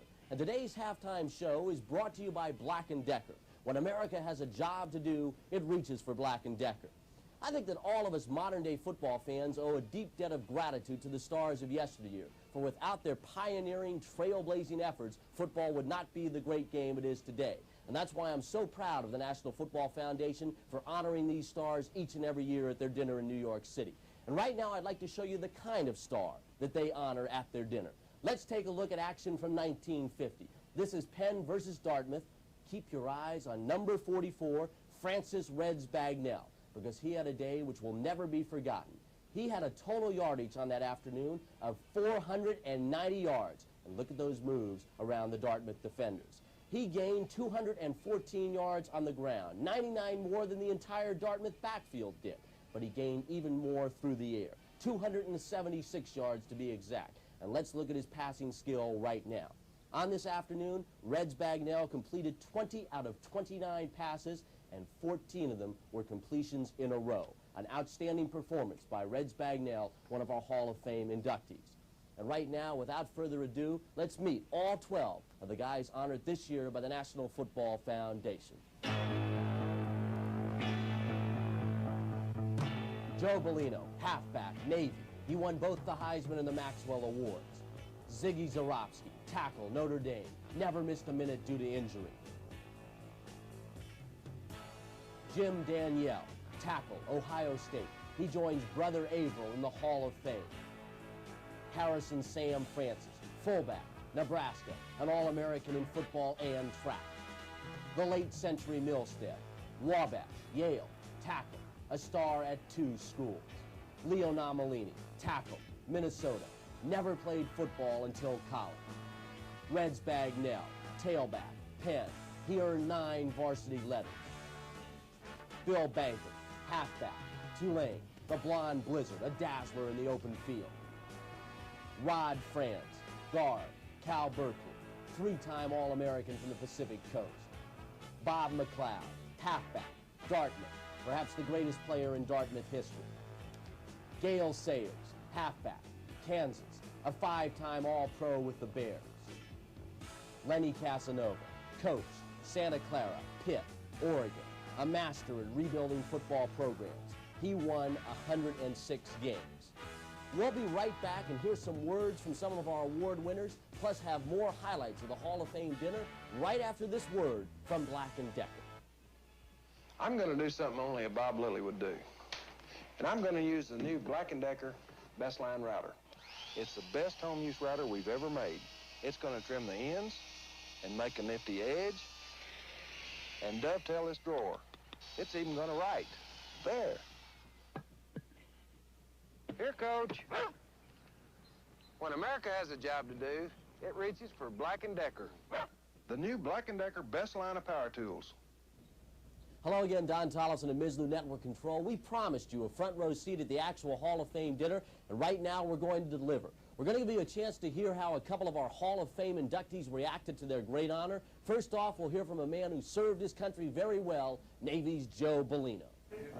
It means, I'm sure, a lot to the Naval Academy, to many of my friends that were backers of mine during my college days on the football field, and I'm very happy for it. And now let's hear from the first man ever inducted into the Pro and College Hall of Fames in the same year, Gale Sayers. Words can't describe, how I feel in being elected to both Halls of Fame, both the National Football League Hall of Fame and the Pro Hall of Fame. This speaks a great deal about the quality of the players that I played with in the National Football League, also in my college days at Kansas University.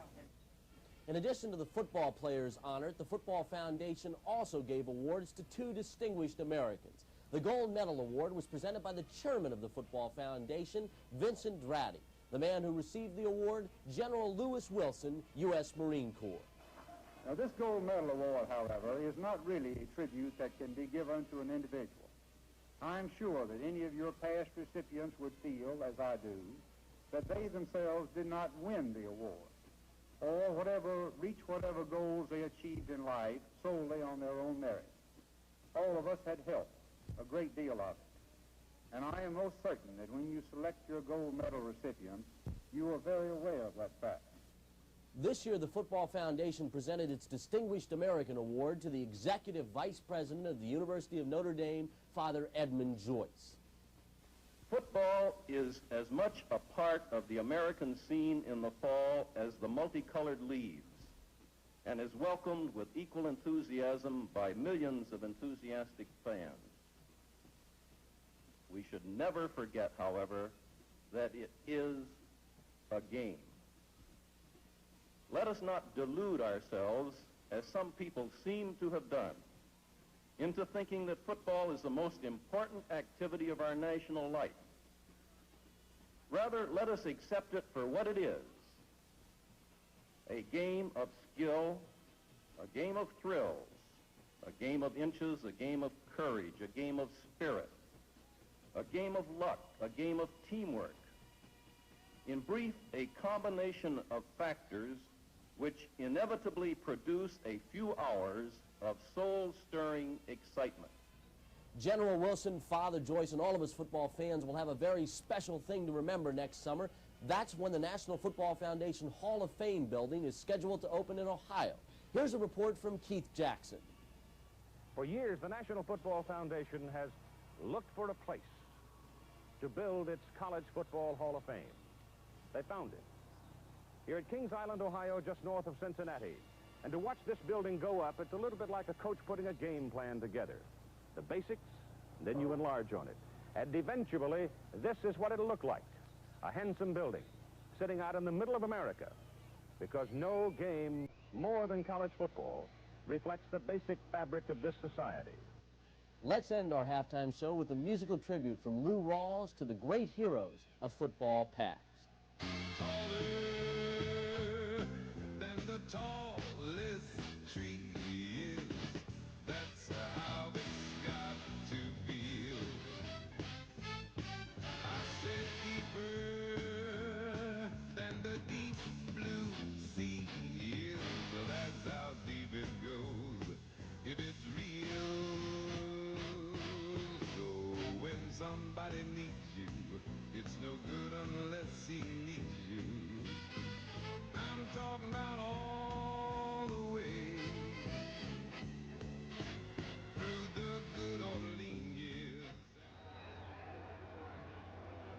It's halftime here at the Hall of Fame Classic in Birmingham, Alabama. Howard David here at halftime, where Maryland leads Minnesota 17-7. We have some distinguished people that are alongside of me. Cecil Stubbs, Vice President of the Birmingham Foundation. Cecil, great first half thus far. It is a great first half. It certainly has been, Howard. It's been a great day for us here in Birmingham. And Fred Sinkton, the President of the Birmingham Foundation. Fred, I know you have to be pleased. I'm just very happy, and I'm also happy that we're partners with the National Football Hall of Fame, putting on a showcase for college football, Howard, and we're just happy. And this gentleman to the other side of me, it's a special privilege for me to be alongside of him. He had a great career in college football, Heisman Trophy winner in the early 50s from Princeton University, Dick Kazmaier, who's president of the National Foundation. Dick, you have to be very pleased with the attendance here, which is very close to the 50,000 mark, and a good first half. Howard, it's a wonderful experience for us. Our partners, the Birmingham Football Foundation, are great people, and we think this is an event that is both signal for us and signal for college football, and we're looking forward to many happy and prosperous years to come. Well, Dick, we have a special presentation to make to you, the official timepiece of the Ms. Lou Television Network from the Longines Wittnauer Watch Company. This tremendous watch, I know you're going to enjoy it. And lots of success the rest of the way for continued Hall of Fame classics through the years. Thank you, Howard. We want to thank the Ms. Lou Television Network and all of you for your support. And again, we all, I'm sure, Fred, Cecil, and myself, and everybody else associated with our groups, are very happy to be here today, indeed. Gentlemen, continued success for the Hall of Fame Classic. Thank you very much. All right, at halftime, 17-7, Maryland leading Minnesota, and we'll return to the Hall of Fame Classic right after these words from your local stations.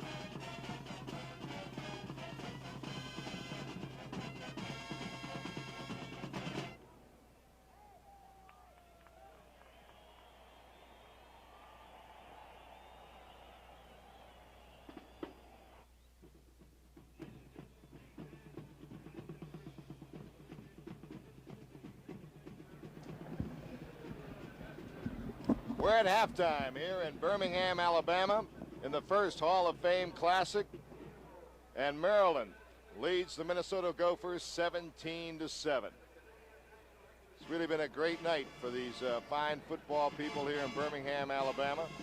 It's been a festive mood the entire week. They've been after a bowl game down here at Don Perkins for 11 years. Fred Sinkton and Cecil Stubbs and all the people down here have really been after it. And once they got it, they put the show on, as you see here at halftime at Legion Field. And the first half was a great show as well, Don Perkins. Certainly was. They wanted the ball game. They got a good one. Close first half, statistic-wise, but Maryland with a nice, comfortable 10-point lead here at halftime.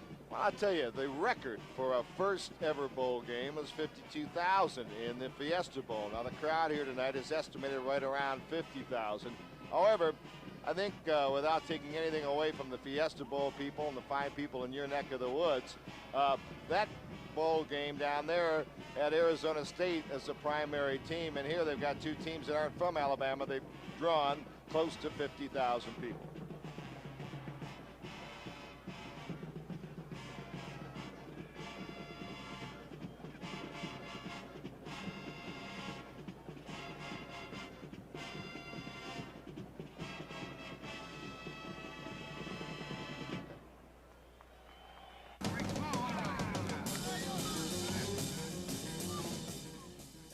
The second half of tonight's Hall of Fame Classic is brought to you by the Miller Brewing Company, brewers of Miller High Life. If you've got the time, we've got the beer. The 3M Company, with warm wishes for a happy holiday season. Brought to you in part by the United States Army. By Pepsi-Cola and your local Pepsi-Cola bottler. Have a Pepsi Day. and by the makers of English Leather, grooming aids for men.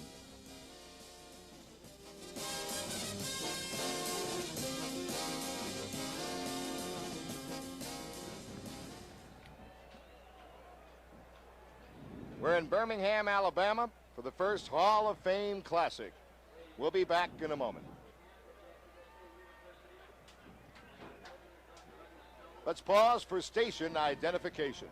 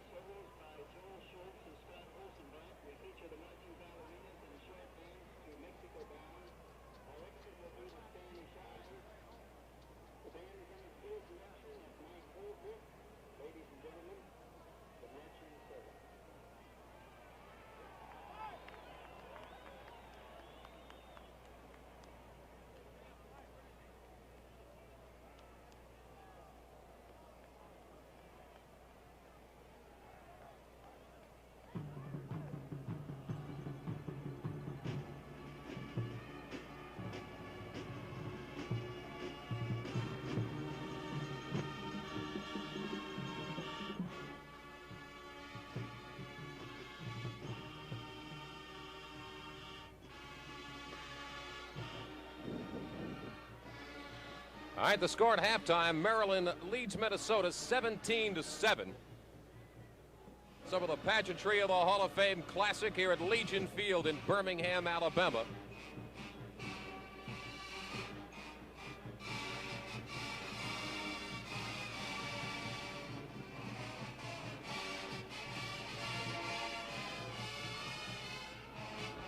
All right, the first half highlights brought to you by the 3M Company. The 17-7 first half, and it was Minnesota that struck first in the contest. But first, Kent Kintzman was stopped at a goal line stand by the Terps of Maryland. They were successful on this play. Some great gang tackling as he tried to go over the top, and Kintzman was not successful on this play. However, Kintzman not to be denied from a yard out.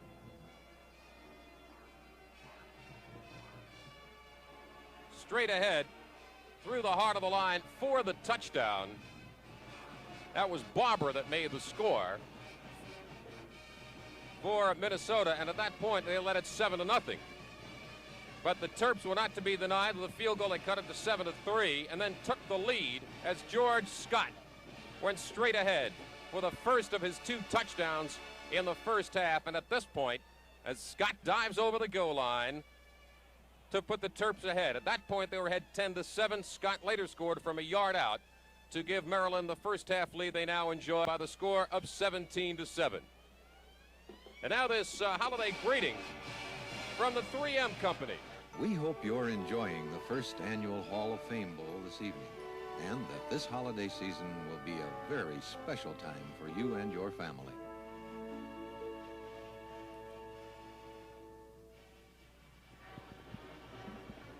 Legion Field in Birmingham, Alabama. Jim Carvelis together with Howard David and Don Perkins for this very first Hall of Fame Classic. It's kind of exciting, gentlemen, because down the road in a couple of years when we're all old men and this Hall of Fame Classic is one of the top bowl games in America, we can say to our grandchildren, hey, I did the first one. And I tell you what, it's going to go, Jim. They love football down here. They're excited about this ball game. Sold a lot of tickets for the ball game. We don't have all the people probably in attendance, but a great turnout. You know, gentlemen, we came into this game anticipating very little passing attack by both of these squads, and yet the first half is dominated with passing statistics. Larry Dick for Maryland having a super first half, 8 of 12 for 137 yards, and Avery for Minnesota has passed for over 50% as well, 8 of 15 for 93 yards. So you get 137 yards passing from Maryland against 62 on the ground, while Minnesota's only put together 58 yards rushing against 93 through the air. You know, Howard, another interesting statistic is that Minnesota has more first downs than Maryland, even though they trail by 10 points. They've got 10 first downs to 7 for Maryland. Well, Maryland has made 2 key fumble recoveries in this game. There have been 2 fumbles in both times by Minnesota, and both times Maryland has recovered the football, and they have really hurt Minnesota. One time Minnesota was driving. They fumble the ball inside the 10-yard line. Maryland picks it off. The other time Minnesota fumbles, Maryland recovers inside the 10-yard line. They go in to score. So Maryland has been an opportunistic team. And also we have to take into account the 2-yard punt that Minnesota had out. But as it turns out, you can't sell Minnesota short. I have a feeling that this club that plays in a great conference, the Big Ten, a team that beat Michigan, a team that was only down 17-7 to Ohio State in the 4th quarter before the wheels came off, a team that beat UCLA, a team that's beaten actually both teams in the Rose Bowl. You got to think they're going to come back in the second half, Don Perkins, and make a good account of it. They're a young ball club, especially offensively. They made a lot of mistakes in the first half of the contest.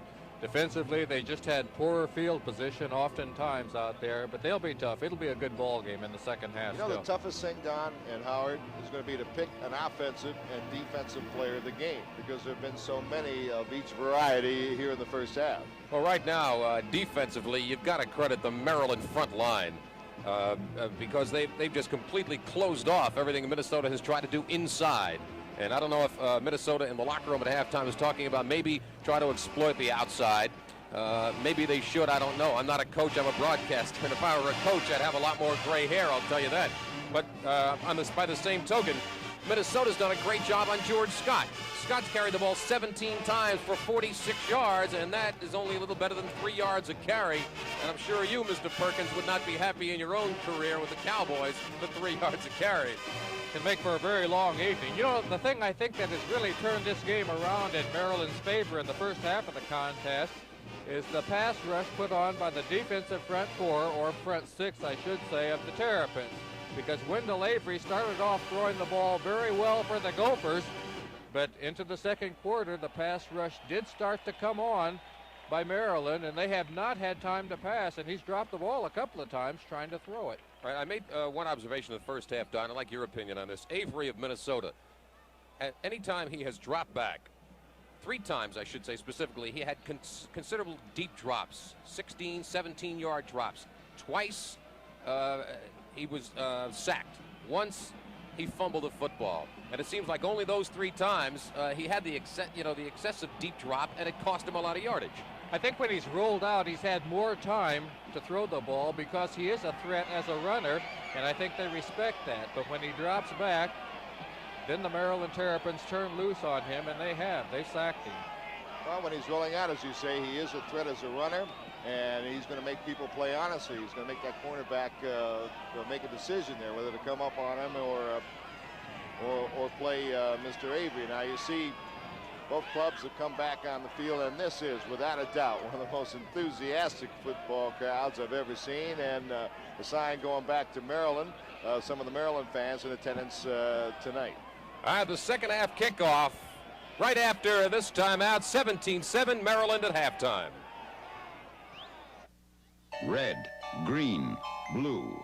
Zenith Color Sentry controls every color, gives you the color picture you've always wanted. Bright, rich, real. Zenith Color Sentry. Think of it as a TV control room in your set. It controls the color picture, corrects the color picture automatically. 30 times a second. Zenith Color Sentry for a bright, rich, real picture. At Zenith, the quality goes in before the name goes on. Come on and taste the fancy way. Come on and have a fancy day. You're on the trail of something great. Today was made to celebrate. Come on and have a Pepsi day. Pepsi generation. Have a Pepsi day. He looks absolutely marvelous. New watch? Present from Bob. Aren't you thrilled? I was hoping for a Longines. Which Longines are you hoping for? This watch is solid gold. And this, handcrafted of solid, immutable gold. They're from the Longines Golden Wings collection. Come see it. You'll discover nothing says gold like Longines. The Longines Wittenour Watch Company. Your jeweler knows. Time can be beautiful.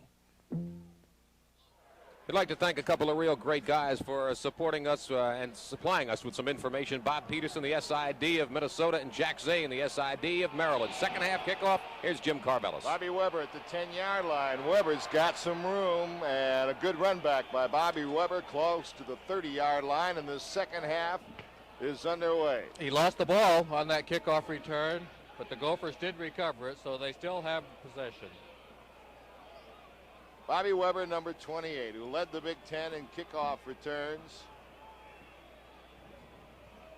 Also an outstanding defensive player as well. So Minnesota now will put it in play. The ball at the 29-yard line, their own 29. Let's see how they set it up. Jeff Anhorn split to the right side. Avery, the quarterback. Some motion there. Play moves to the 35-yard line, but it's going to be nullified because Minnesota, one of the backs, moved too quickly. Don Perkins. Steve Breaux was in motion on this. He's in motion legally. Kitzman and Barber, number 41. You see him right there on your screen. Breaux's in motion. Barber is too, but he should not be. Marion Barber, the freshman from Detroit, moved before the snap of the ball. Fourth penalty of the game against the Golden Gophers. You'll look there at Carlson, who's come in. Carlson now in at quarterback. Mark Carlson has replaced Avery. Now Mark Carlson started and played the entire game in that 16-0 win over Michigan. So Minnesota's going with a new quarterback, and we have a story to tell you about the Maryland quarterback situation in just a moment. Right now I have a look at Mark Carlson. 5'11" sophomore from Deerfield, Illinois. Nothing doing again. Maryland's defense holds true. I think we got another flag out there on the field, though this time number 83, Glenn Borkman, I think, was moving before the snap of the ball. The officials are out there discussing it with Maryland. There's the signal, illegal procedure. There's a good look at Carlson there, the new quarterback in for the Gophers. Both clubs have two outstanding quarterbacks, Carlson and Avery, of course, for Minnesota. Maryland has Mark Mangus along with Larry Dick. Now, Maryland refuses a penalty to bring up the second down because there was very little gain in the play. However, Coach Claiborne said he would play both quarterbacks who seniors. Now, Larry Dick had an outstanding first half. Mark Mangus at halftime walked up to the coaching staff and said, "You let Dick keep playing. Forget about me. We want to win the game." Pretty magnanimous move by a gentleman who's playing his last collegiate game. Now, Avery has come back in the game. Wendell Avery back to pass. A pressure. Throws it as he's being hit for Anhorn. Check it. Pass intended not for Anhorn, but to Steve Breaux. But again, Maryland pressure on Avery. So that's going to bring up third down and 15 yards to go. Now I wonder what Minnesota has on their minds. Maybe they're going to platoon the quarterbacks. Well, the quarterbacks for the Gophers are not having near the time they enjoyed in the first quarter of this game to throw the ball. Too much heat from the Terrapins. Third down and 15 at the 25-yard line. Avery looking to pass for the first down. He has time this time. He hits his man at the 36-yard line, but it's going to be shy of the first down by a couple of yards. Marion Barber. You're going to hear a lot from this gentleman in the future. Marion Barber, the 17-year-old freshman from Detroit. They're a couple yards shy of the first down, so the Maryland defense is held again. That's Dean Richards back at his own 25-yard line, anticipating the punt. Good punt this time. Fine punt. Richards calls for a fair catch, and he made that fair catch at about the 29-yard line. So the Maryland Terrapins have it for the first time in the second half. They lead Minnesota 17-7. Dan, I wonder what that was all about. Carlson and then Avery. I think they brought Avery back in because it was a passing situation. They wanted him. From Birmingham, Alabama, this is the first Hall of Fame Classic.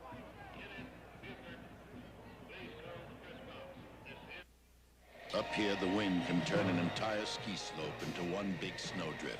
But you're going to take the mountain away from the storm and give it back to the skiers. Now comes Miller time. Time to head for the best tasting beer you can find. America's quality beer, Miller High Life. If you've got the time, if you've got the time, we've got the Miller Beer. You know what's really nice about working hard all day? It's sitting around later on, relaxing and enjoying tobacco. And just like millions of other guys, the way I enjoy tobacco is without lighting up. Because I use smokeless tobacco. My favorite brand is Skoal with the wintergreen taste. And you fellas that are just starting out might like to try Mild Happy Days. You just take a pinch and put it between your cheek and gum, sit back, and relax.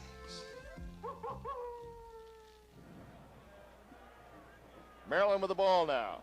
First down and 10 yards to go from their own 29-yard line, leading 17-7. Flag on the play. Ball advanced to the 32-yard line. Looked like Maryland's backfield might have been in motion there. I'd like to say hello to our many viewers in the Los Angeles area watching over KCOP television and in New York City as we go 30,000 miles across the country to WPIX 11 Alive in New York City. Welcome to the telecast. Maryland in motion. 5-yard penalty. It'll be first down and 15 yards to go from the 24-yard line. Larry Dick at quarterback and Wendell Avery warming up on the sideline. Play action fake to Scott. Dick has a man, but he underthrew him. He was looking for Severs, the big tight end, in the seam of the zone, but it would have been a dangerous throw had it been up a little bit, I think, Don, and I believe he may have thrown that low on purpose. Well, it looked like he had the seam there, Jimmy. I'm going to disagree with you again, but whatever. He did throw the ball low, and the receiver had no chance at it. Keith Brown, the strong safety, was coming in from the left side, and the quarterback, Dick, almost rolled right into the path of Brown as he was coming in. Second down, 15. Here's Scott. He's got room. Watch Scott, and he's all the way up to the 34-yard line. He's about 5 yards shy of the first down. George Scott.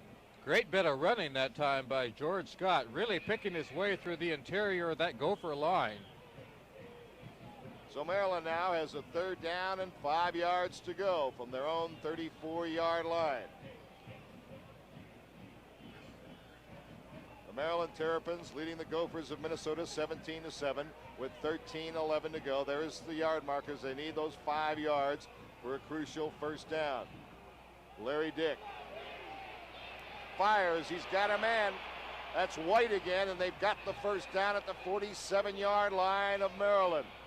So Dick to Chuck White has been a devastating pass combination, Don Perkins. Good pass route that time, run by Chuck White. Just a sideline pattern. Drive the defender back, break it off to the sidelines before the defender can recover. That's the 5th reception of the game.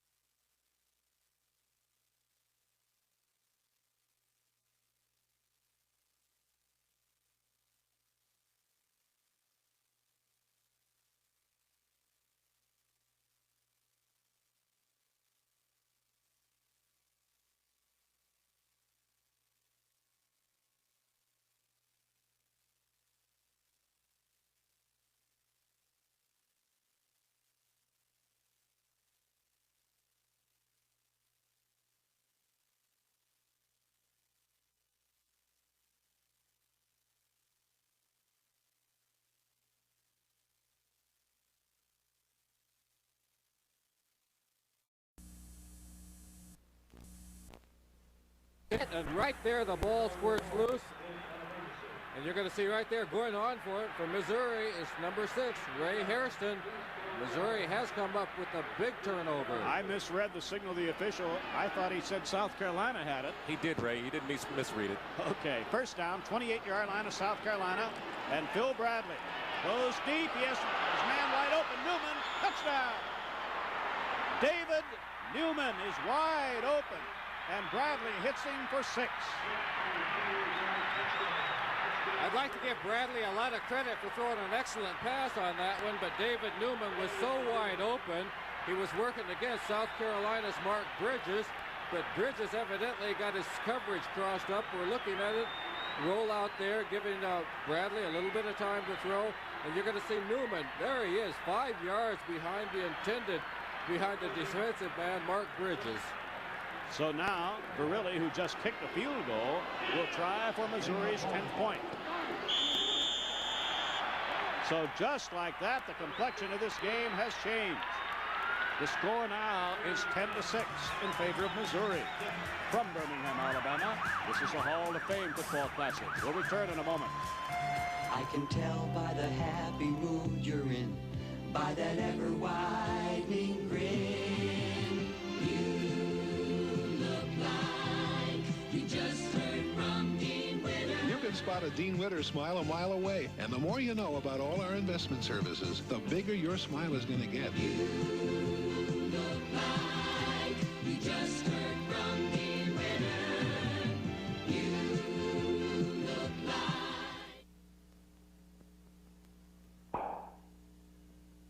You brought home champagne. No, it's Martini and Rossi Asti Spumante. It's imported champagne. It's imported Asti Spumante. It's delicious champagne. It's delicious Martini and Rossi Asti Spumante. It's really delicious champagne. It's delicious Martini and Rossi Asti Spumante. Martini and Rossi Asti Spumante. If you are going to a New Year's Eve party on Monday night, be sure that the folks you are visiting have the television on, because we will bring you the New Year's Eve tradition, the Blue Bonnet Bowl, Purdue and Tennessee, 8 o'clock Eastern Time on the Ms. Lou Television Network. Brockhouse kicks off for Missouri. This is chasing Reeves back to the goal line. And one of the Tigers downfield made a super play on that return man around the 10-yard line. And the momentum of this game has definitely swung over from Carolina to Missouri, as the Tigers now lead, as we watch Percy Reeves limp slightly to the sidelines. The last man to join the huddle is South Carolina's Gary Harper, who hit McKinney with a touchdown pass on Carolina's first possession of the game.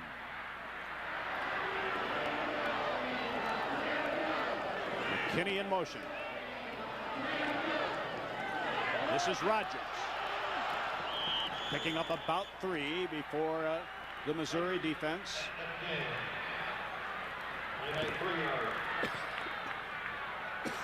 Eric Berg, the linebacker, did a good job on that one, coming in to bring Rogers down for only a short gain. Rogers, a very dangerous back, averaging about 5.5 yards a carry. We're looking at Jim Carlin, 14th year as a head coach. 5th year he's just completing at South Carolina with a 31-25-1 record. Second down 8, Carolina at the Carolina 12-yard line. Up the middle for short yardage is fullback Steve Dorsey, a senior running back out of Towson, Maryland. Only 6 minutes remaining in the first half. Carolina took the opening kickoff, moved to a touchdown, missed the extra point. Missouri then took over, marched to a field goal, recovered a fumble on the following kickoff, and on the first play, quarterback Phil Bradley hit wide receiver David Newman for a touchdown pass. The extra point was good, and so it is Missouri by 10-6 with 5:48 to play in the first half. 3rd and 5 from the 15-yard line of Carolina. Harper inside the 5. An overpowering charge led by defender Kurt Peterson, a senior out of St. Louis. At halftime of this telecast of the Hall of Fame Bowl, you'll meet the 1979 National High School Athletic Coaches Association's All-America Prep Football team. We'll have the respective co-captains for offense and defense with us at halftime. Bill Whitaker, number 30, is one of the deep men, and Newman is the other.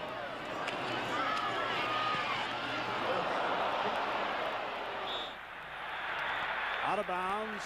Good field position here for Missouri. That punt went out of bounds off the foot of South Carolina's Jay Felts around the 30-yard line. So just about a 25-yard punt from line of scrimmage. Momentum is something you often talk about in a football game. It's sometimes hard to describe, but I think you can generally say it's the other team taking over when the team takes charge. And right now, Missouri has taken charge and are in control and are also in very good field position. Behind Bradley are Wilder, 32, and Ellis, 43. This is Wilder in a big hole and about an 8-yard gain for James Wilder, the junior out of Sikeston, Missouri. Number 32.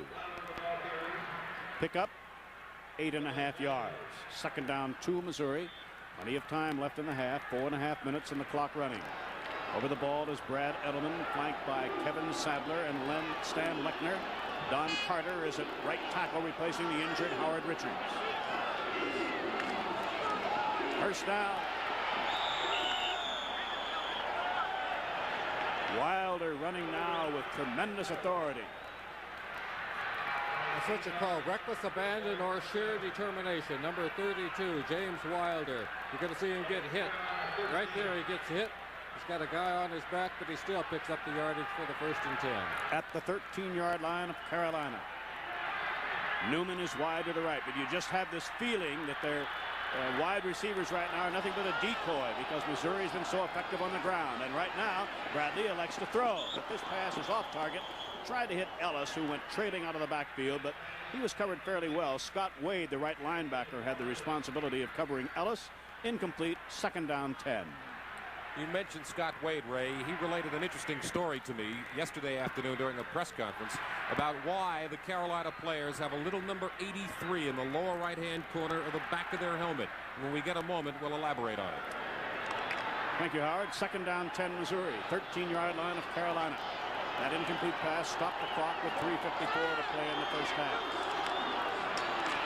Big hole and inside the 10-yard line. Again barrels James Wilder. And for Missouri, after that 5-yard gain, 3rd and 5 at the Carolina 8. And there is the number. That was the number worn by Scott Sinclair, who was a freshman defensive end, number 83, who collapsed and suffered a fatal heart attack just before the Georgia game. The Carolina players have dedicated the rest of their lives to the memory of Scott Sinclair. Missouri 3rd and 5. Bradley looking, being pressured, and it is caught at the 2-yard line by tight end Andy Gibler, a freshman from Grandview. And Bradley did well to get rid of that ball. Excellent pass that time by Bradley because he got a lot of pressure. He knew he was going to pay the price for the completion on this one. Let's take a look. Bradley dropping back. You're going to see the South Carolina defenders right on him. We won't see that, but we are seeing Gibler, who makes a great catch, going high into the air, getting hit right as the ball gets there, but he hangs on. It is a 1st and goal at the 2. Washington and Gunder are now the tackles for Missouri. And Missouri may have too many men on the field. It forces the Tigers to ask for a timeout, and needless to say, Phil Bradley, the quarterback, is a bit unhappy. Now, number 8, Ron Fellows, who has been alternating with wide receiver David Newman as a messenger from Warren Powers and his staff, was on the field, and you could almost see him saying to himself, should I be there? I have a hunch they wanted to go to their short yardage offense, which would have meant being minus a wide receiver, Don. I'm sure they did. The quarterback Bradley did a wise thing and called timeout because there was some disunity, some disorganization out there on the field. We see head coach Warren Powers. We also see part of the 70,000 plus here at Legion Field in Birmingham enjoying it.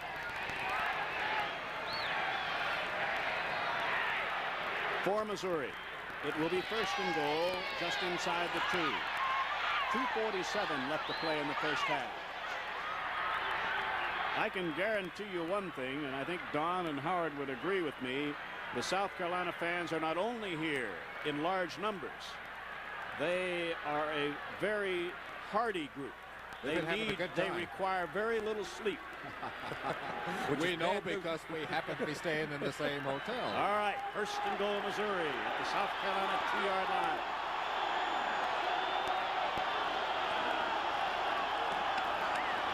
Wilder does not get in. He is stopped about a yard shy. Once you get inside the 20-yard line, you have to pay the price for the yardage. Number 32, Wilder, there finds out the Gamecocks are not going to give up anything easily. Good second effort there. He's keeping his feet. He's driving, but he's got a lot of pursuit all over him. Except for the determined effort by Mark Bridges, Wilder may have gotten in. Second and goal at the 1. Bradley, touchdown. Missouri's Phil Bradley, who has been most proficient running as well as passing during the season, has scored his 4th touchdown by way of the run. And that's where you win football games, in the offensive line. The offensive line getting the surge there, getting the charge. Quarterback Bradley there, doing nothing fancy, just getting behind a good blocking wedge. So for Missouri, Ron Verrilli, who has accounted for a field goal and an extra point, is going for his 5th point. And it's there. 2:06 left to play. First half. More football action continues right after these brief messages. We'll be right back. A big green football team, an endless yellow sea, a cherry pie, an orange sky, the bluest eyes you'll ever see. Yes, America's true colors come through on GE. GE TV brings you America's colors vivid and lifelike, and our special VIR2 circuit adjusts the color automatically. Yes, America's true colors come through on GE. GE, we bring good things to life.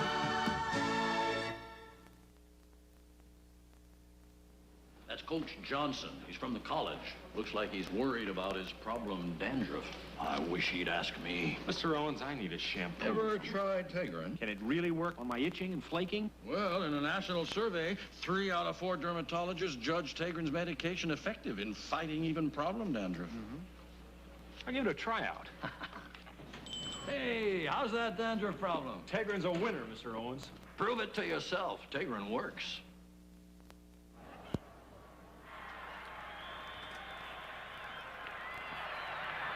Missouri kicking off. And the middleman is not going to run it out, Horace Smith.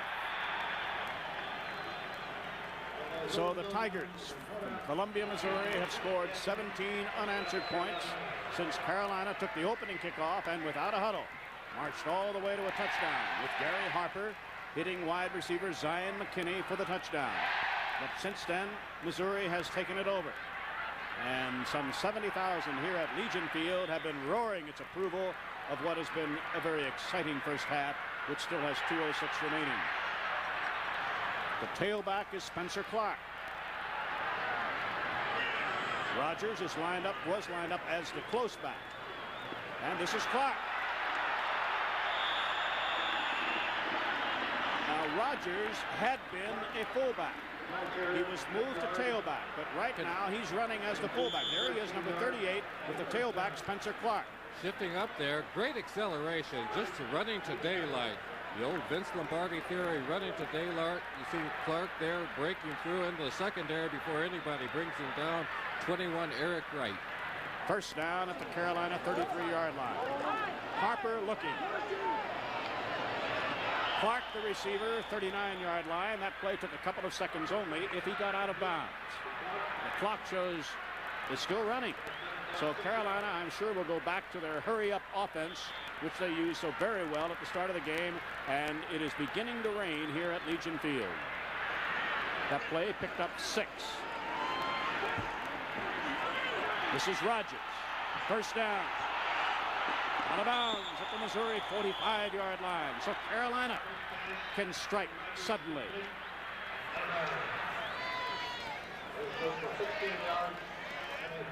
You have to be impressed with Spencer Clark. He's a big fella, 6'2", 220 pounds, great acceleration, good hands, a nice receiver, running a nice pass route out there. And look at him turn on the afterburners, heading down the sidelines. Kevin Potter's going to bring him down, but a great all-purpose back, George Rogers. Rogers stopped the clock by going out of bounds with 1:13 left to play in the first half. First down at the Missouri 45. This is Rogers again, and he loses his footing, as it could well, this artificial turf at Legion Field could be getting just a little bit slippery. And we're looking at the rain falling, and as Ray Scott just mentioned, it will make the footing a little bit treacherous out here on the artificial turf. The pass is ruled complete. Took just a couple of seconds, about a 3-yard pickup on a pass complete to Horace Smith. Horace Smith had been used up until that play strictly as a kick returner. But he moved in as a wide receiver and picked up about 3 yards. 3rd and 7 at the Missouri 42. 50 seconds now remaining in the half. Missouri leading Carolina 17-6. Gary Harper. And the tackle is broken, and close to a first down, Willie Scott, the junior tight end from Newberry, South Carolina. Very close to a first down. I'd have to believe close enough to go for it.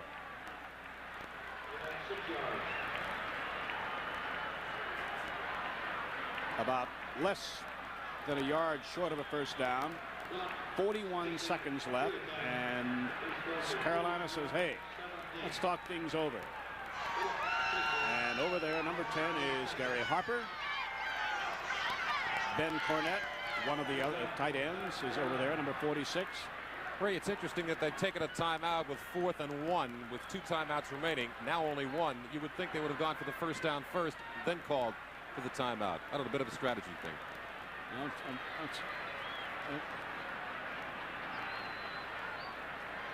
Warren Powers is talking to Eric Berg, his defensive captain. And here we're trying to keep the football dry. We got the football out there covered. Want to keep it as dry as possible. A little rain falling here at Legion Field. Howard, I think the reason they called timeout, this is a very crucial down now for South Carolina. They cannot afford to fritter it away. It would have been nice to go for it and convert it, but it's more important that they can convert and do something afterwards, I think. South Carolina has but 1 timeout remaining. They're going to have McKinney lined up wide to the right, their leading receiver during the season, number 41, Zion McKinney. But meanwhile, Eric Berg has huddled with Warren Powers and the Missouri staff. So wheels of strategy turning. 4th and a foot away from a first down, 35-yard line. And the first down is picked up by the quarterback, Gary Harper. And the junior from Hialeah, Florida, gets a key first down to the 33-yard line of Missouri. 38 seconds now left in the half, and the Gamecocks will go without a huddle. The clock starts to run. Down to 31 seconds. What a super catch at the 17-yard line. Great catch by McKinney, a great pass by Harper. You're going to see a lot of pressure put on him. He knows, once again, he's got to pay the price if he's going to get it in there. Right there, a lot of defenders around it. A good move, though, by McKinney, coming back for the ball, catching it. And I think we've got a flag also. We had a flag, and Carolina fans said, no, they're not going to call it back. And then came this signal of roughing the passer. So now the ball is moved from the 17, half the distance to the goal line, to the 9-yard line. 1st and goal, Carolina. 23 seconds left in the half. Score, just joined us, Missouri 17, South Carolina 6. 2 wideouts this time. Clark has a lot of time. Tried to hit McKinney, but the pass was thrown a bit low, and it stops the clock with 8 seconds left in the half now. And they're going to try for 3. With 8 seconds left in the half, South Carolina will go for a field goal.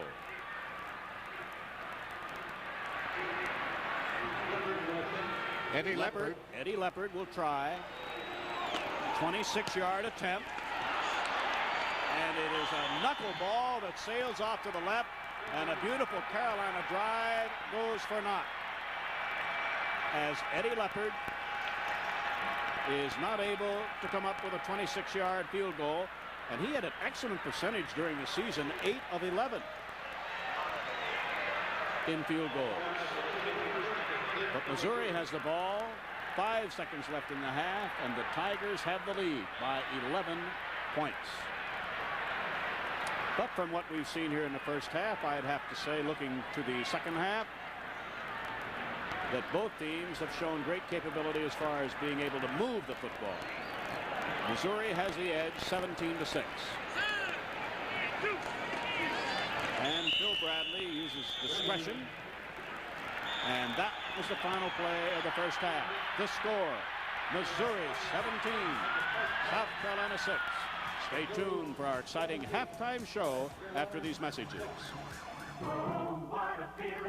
A Toyota feeling. The fun of a sports car without the torture. Traditionally, sports cars have been somewhat inconvenient and somewhat temperamental. But suffer no more for the sake of fun. The Toyota Celica Supra. Talk about comfort. Air conditioning and a lot more is standard. And 6 fuel-injected cylinders deliver power with Toyota efficiency. The Celica Supra.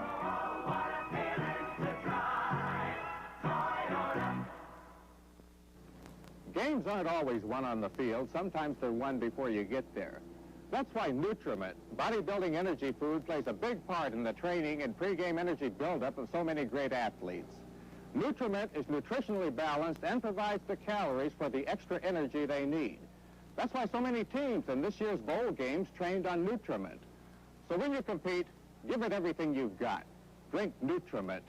It gives you energy to burn.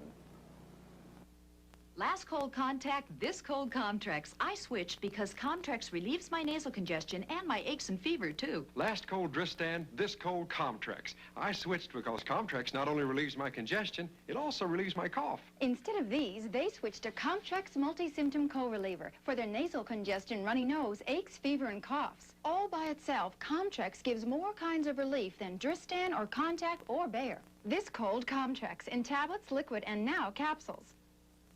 By now, almost everybody's heard about the incredible Black & Decker Workmate. About how it makes almost any hard job a lot easier, like planing, hammering, sawing, almost anything.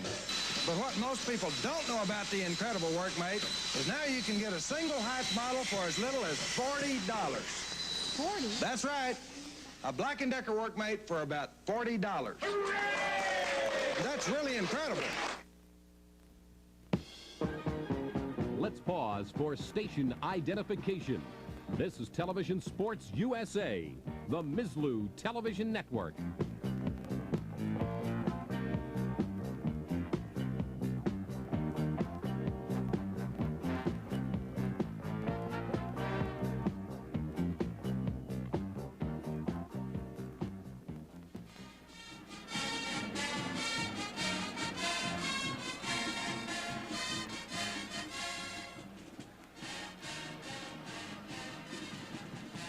Yeah.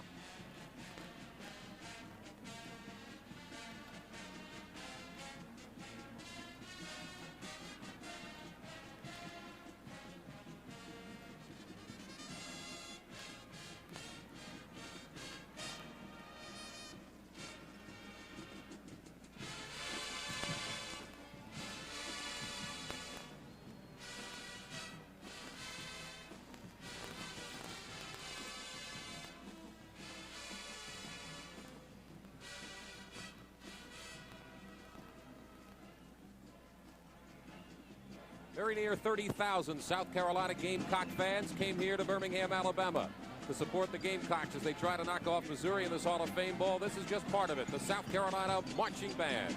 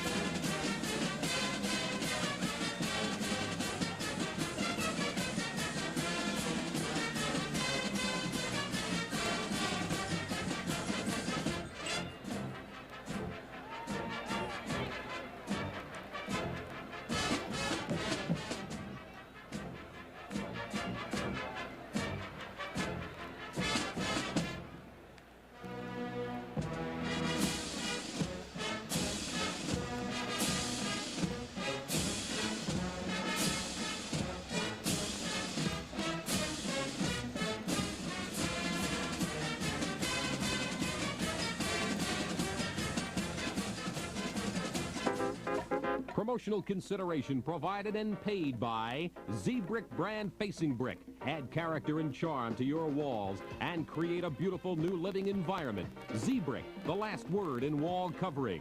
Rough It, the dynamic new sculpture coat. It's pre-mixed and pre-colored. Now you can create deep, dramatic textures like a professional with Rough It by Z-Brick. Heat gas line antifreeze. Absorbs moisture, prevents gas line freeze-ups. New fits-all tanks package eliminates spills and funnels. Easy to open and pour. Heat. At Mama Leone's, you can't stop singing. You can't stop eating. You can't stop laughing. Mama Leone's, 48th Street, west of Broadway. Now, a Tootsie Family candy store, and what an assortment. Tootsie Rolls, Tootsie Pops, Tootsie Pop Drops. You can take your change the Tootsie way. More halftime activities right after these messages from your local station.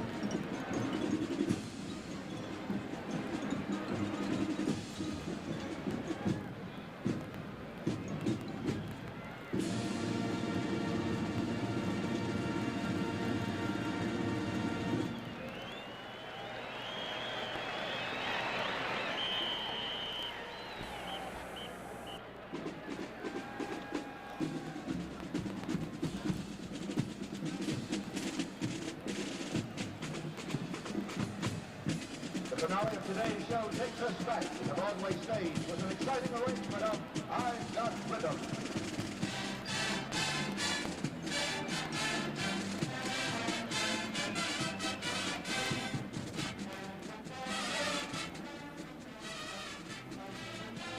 (17-6) at halftime. Missouri leading South Carolina. The Gamecocks scored first. Zion McKinney, a 20-yard touchdown pass from Gary Harper, and then Phil Bradley of Missouri went to work. A 28-yard touchdown pass to David Newman, and Bradley himself on a 1-yard plunge with 2:06 to go in the second quarter, and that closed out the scoring.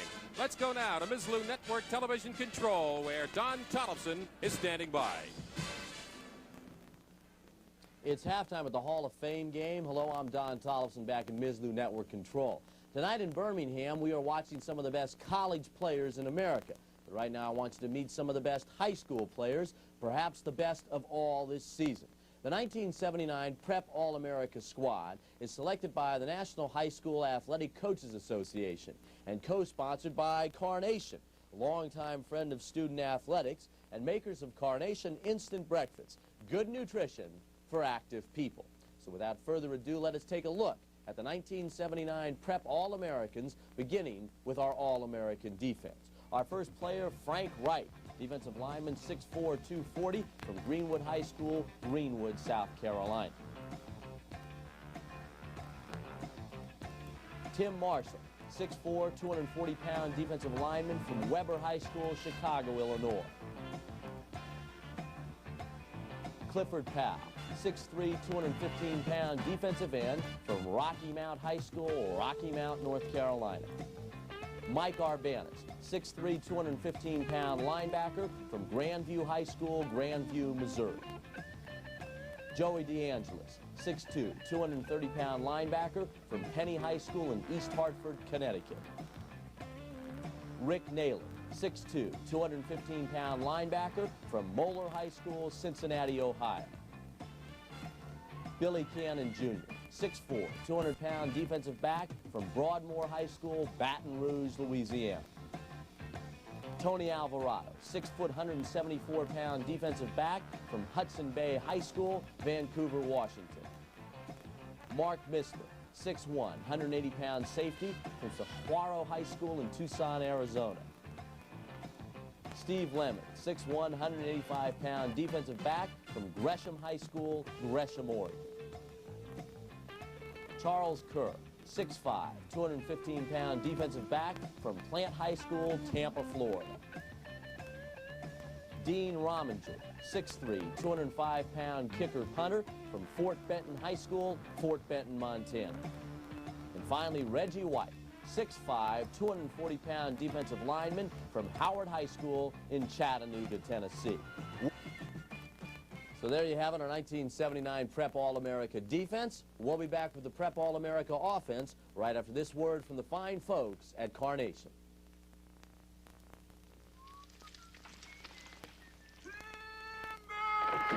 Some mornings there's just no time for a regular breakfast. That's why there's Carnation Instant Breakfast. Just open a packet, add milk, and give it a whirl. You'll get all the nutrition of this bacon and egg meal and still get away on time. In a hurry? Don't worry. With Carnation Instant Breakfast, you can always have a good breakfast. Don Tollefson back at Ms. Lou Network Control. Once again this year, our Prep All-American selections have been coordinated by Dwight Keith of Atlanta, Georgia, in conjunction with the National High School Football Coaches Committee under the chairmanship of John Friend from Munster, Indiana. These guys do a tremendous job year in and year out. The proof of the pudding in that department, this recent cover of Sports Illustrated, featuring the brilliant sophomore quarterback at Ohio State, Art Schleister, who 2 years ago was our Prep All-America QB. Right now, let's meet the 1979 QB and the rest of the Prep All-America offense. We begin that offense by looking at a wide receiver. That young man, Darrell Turner, 6'4", 185 pounds, from Southwestern High School in Flint, Michigan. And Darrell Turner, among other things, is a burner. This guy can really move once he catches a pass. Look at the Southwestern offense, and as you can imagine, Turner was the key cog in their wheel. Tight end Tim Randolph, 6'3", 235, from Midwest City High School in Midwest City, Oklahoma. And when you are that big, some people might think you're not that quick on your feet. Timmy Randolph is quick on his feet, and he is also a devastating, crunching kind of a blocker. He was an integral part of the offense at Midwest City. John Longereau, 6'5", 252-pound offensive lineman from Sandia High School, Albuquerque, New Mexico. Glenn Phillips, 6'5", 250 lineman from Patrick Henry High School, Roanoke, Virginia. Todd Wandler, 6'3", 230-pound offensive lineman, Trinity High School, Dickinson, North Dakota. Andy Nicely, 6'3", 248-pound lineman from Nitro High School, Nitro, West Virginia. Joe Apke, 6'6", 210-pound center from Moeller High School in Cincinnati. Lance McElhenney, 5'11", 185-pound quarterback from Highland Park High School, Dallas, Texas.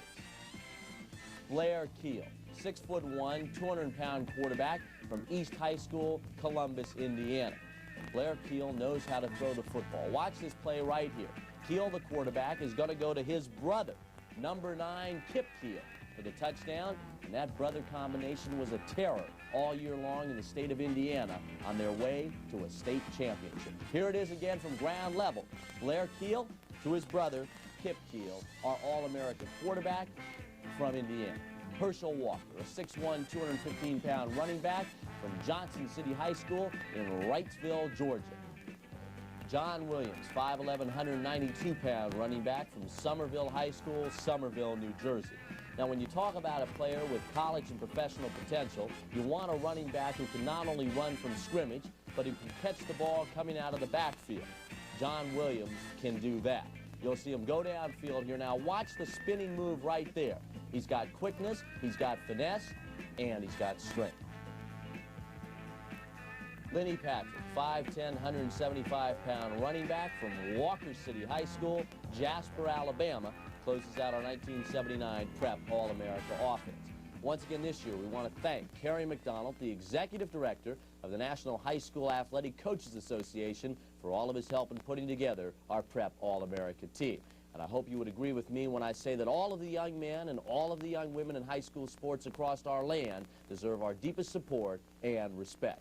Right now, let us return to Legion Field in Birmingham, Alabama, so we can meet the honorary co-captains of our team in person. Arnold, who's the executive director of the National High School Athletic Coaches Association. Carrie, we have some awards to present to some deserving young men. Thank you, Howard. The National High School Athletic Coaches Association and Carnation Instant Breakfast are pleased to sponsor the 1979 National High School Football All-America. Tonight we have with us the 2 honorary captains of the 1979 squad. For the offense, John Williams, running back, Somerville High School, Somerville, New Jersey. Congratulations, John.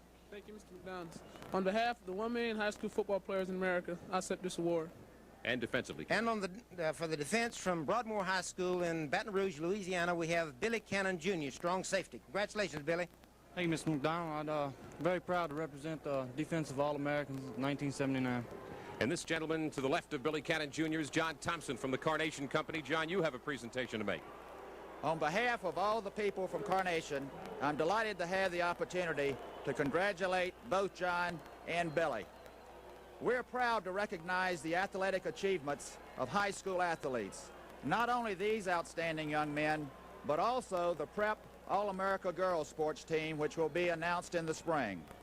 Carnation will continue to support both boys and girls high school athletics. And in addition, we're extremely pleased to present this check to the National High School American Coaches Association. Thank you very much. Thank you, John. Thank you, Carrie, John. and players, congratulations. More halftime right after we pause for these messages from your local station.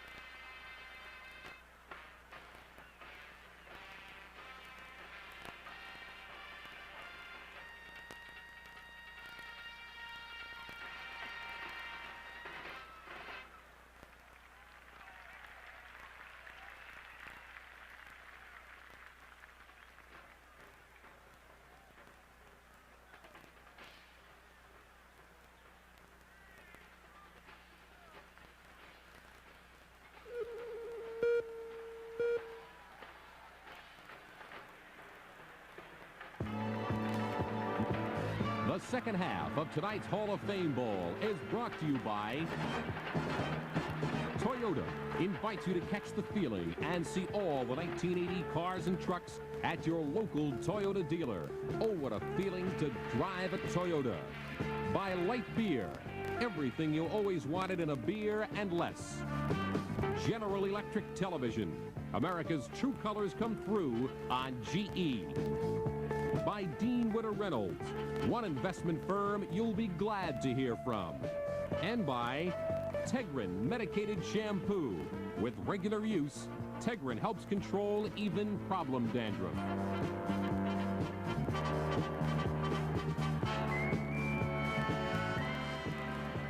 Welcome back to Birmingham, Alabama, Legion Field, where at halftime Missouri is leading South Carolina by the score of 17-6. Good friend of ours, Jimmy McDowell, Executive Director of the National Football Foundation. It's always good to see you, smiling one. Well, thank you, Howard. How you been doing? Oh, not too bad, not too bad. You brought a guest alongside of me. That's right. This is our new general manager of our National Football Foundation Hall of Fame building in Kings Island, Paul Rutter. Paul, welcome to the cameras of Mislu, and congratulations and lots of good luck in your new job. Thanks so much, Howard. It's a pleasure to be here tonight. It's a great game so far and an excellent crowd. We're very happy. Well, Jack Wyant did an excellent job as the general manager of the Hall, and you got some big shoes to fill, but I know you're going to do a great job. That's right. It's going to be a challenge, but Jack got the building off the ground, and we're very pleased. When I say we, I mean TAP Broadcasting Company, which is the general or the managing partner with the National Football Foundation. We think we have an excellent national shrine up there. A lot of exciting things are going on in the hall. A lot of exciting things happened. As a matter of fact, we'll show you our GE Magic Moment of the Year coming up during the third quarter. Stay with us. We'll be right back. There's no such thing as an average citizen. Each one is different. Each one you can trust. There's no such thing as an average citizen. For Citizen Watch, innovation's a must. 2 faces to keep time in 2 places. The Digi-Ana Alarm. A multifunction watch from Citizen, designers of the first quartz movement to break the 1mm barrier. There's no such thing as an average citizen.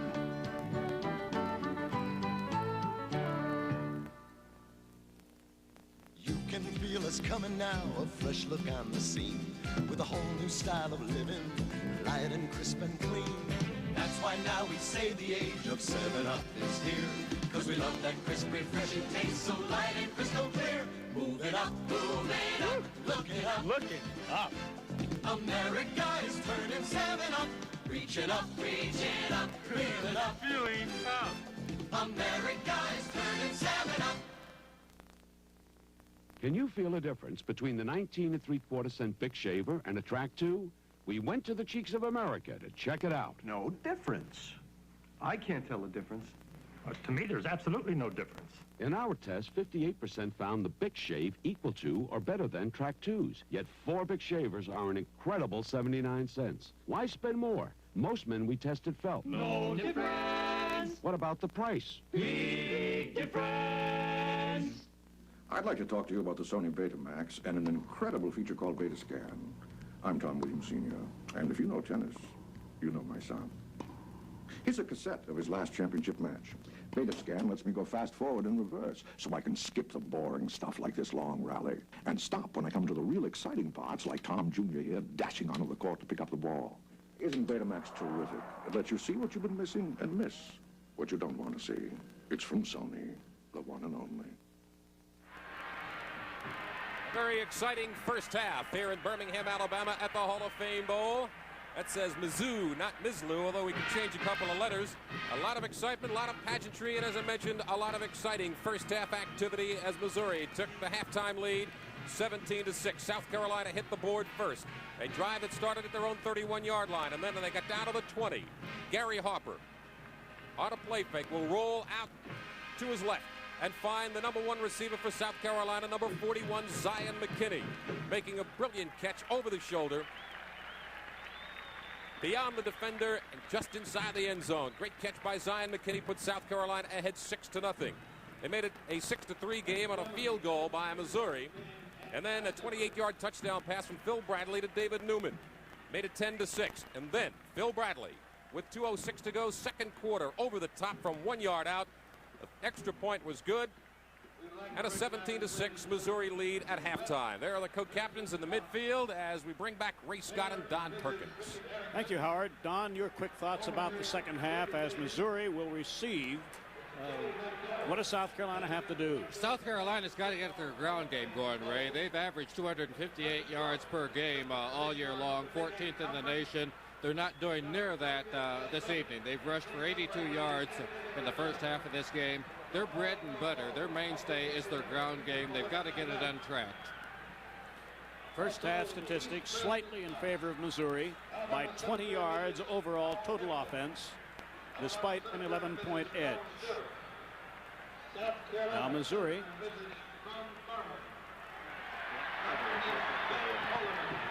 Ray, here's a look at some of the statistics, and we can see they're fairly even, but Missouri is leading in the ball game at the first half, 17-6. Missouri will have number 24, Mike Richards, and number 8, Ron Fellows. Kicking off for South Carolina, John Tanner. Ray, a very interesting and glaring halftime statistic. George Rogers had 10 carries in the first quarter, had 1 carry the whole second quarter. So Carolina trailing 17-6. This is Richards. 10, 20, 21 or 2-yard line. Both quarterbacks, by the way, had high percentage first halves. For Missouri, Bradley 5 of 7, And Harper for South Carolina, 9 of 11. Now let's see what Bradley, who is, by the way, has really impressed me as an outstanding quarterback.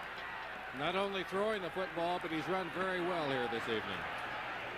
Jerry Ellis and James Wilder are the 2 running backs. Ellis gets about 4 on first down to the 26-yard line. Rain's continuing to come down here at Legion Field in Birmingham. The footing may get a little bit worse as the evening goes on as more moisture falls. Phil Bradley attempting 7, completing 5, no interceptions. Ron Fellows brought in the play and splits out wide left. 2nd down, 6 Missouri at the Tiger 26-yard line. Wilder gets a couple to the 28.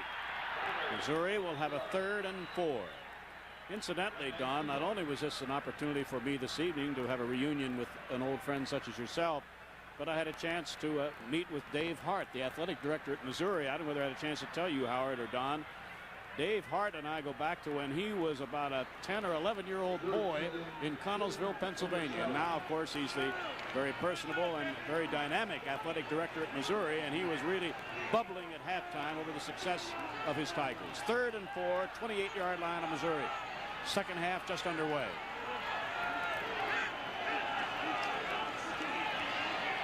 Bradley being pressured, and no chance for the completion. Don, Ray did not tell us how old he was when he said the other gentleman, Mr. Hart, was 11 or 12 years old. He won't reveal that, will he? All right, punt formation time for Missouri. Jeff Brockhouse will be punting to South Carolina's number 44, Horace Smith. And just in front of him will be Andy Hastings. Jeff Brockhouse, 36.1 average during the regular season, and the rain is really pelting down.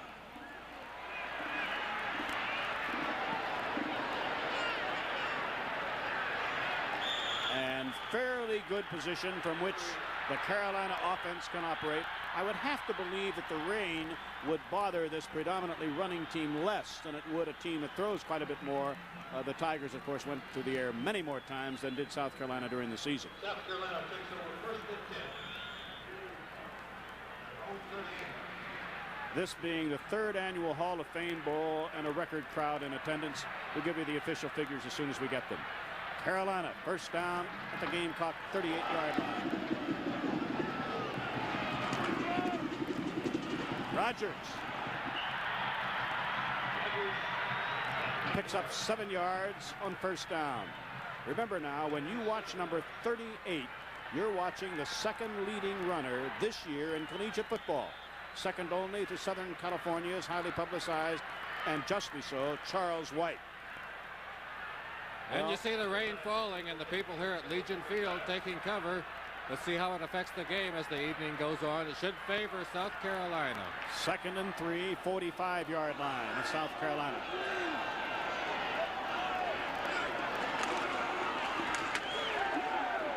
Close to a first down is the fullback.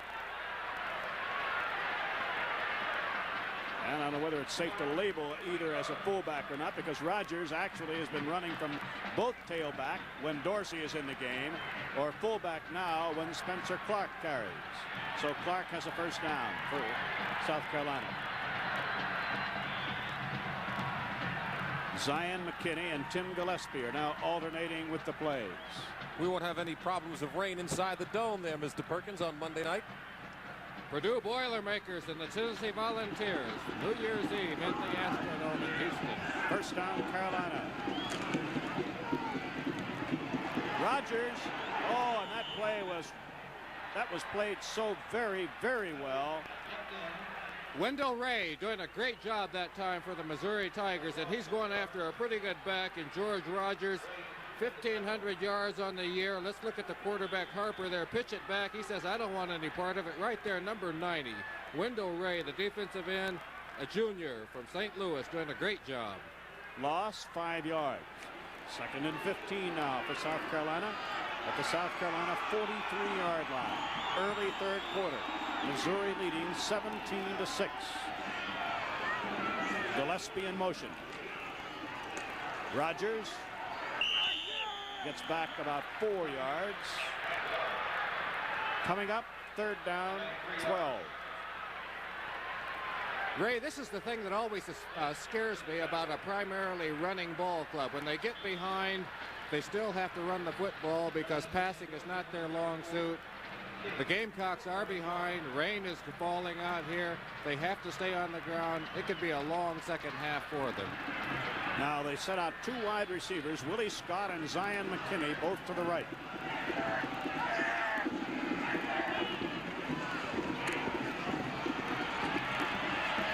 McKinney. Oh, he ran a super pattern that time, and Harper was right on target. Well, Harper just proved me wrong. He shows he does not have to run the football. You're looking at number 41 there at the bottom of your screen. Zion McKinney, the leading receiver for the South Carolina Gamecocks, doing a great job right there. He turns in, and right there, going right in front of number 9, Johnny Poe, who's coming up after him. There's Poe bringing him down. Big pickup for the Gamecocks. Back live, 1st down, 28-yard line of Missouri. Rogers gets a couple of very tough yards to the 26-yard line. And again, the ever-present Wendell Ray, a junior from St. Louis, number 90, showing great pursuit.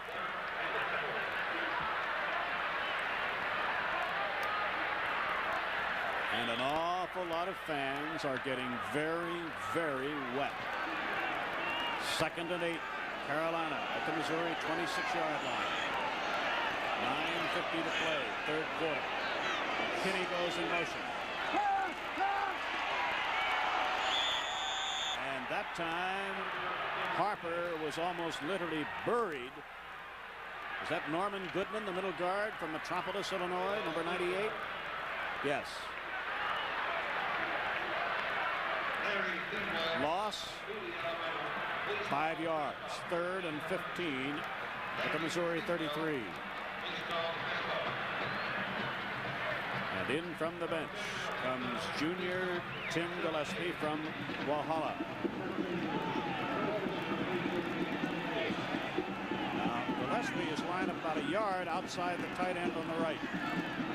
And goes in motion and back this way. Rogers. What a play, what a call, and what a run by Rogers.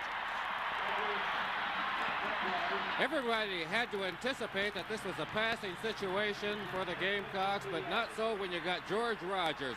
Look at that great blocking in the middle of that line and instant acceleration by Rogers. Averaging 5.5 yards a carry. He's down inside the 15-yard line. A 22-yard pickup, and now it's 1st down, South Carolina at the Missouri 11-yard line, and no sign of the rain letting up. It is coming down in torrents. Again, McKinney, the man on the move. Touchdown, Gary Harper.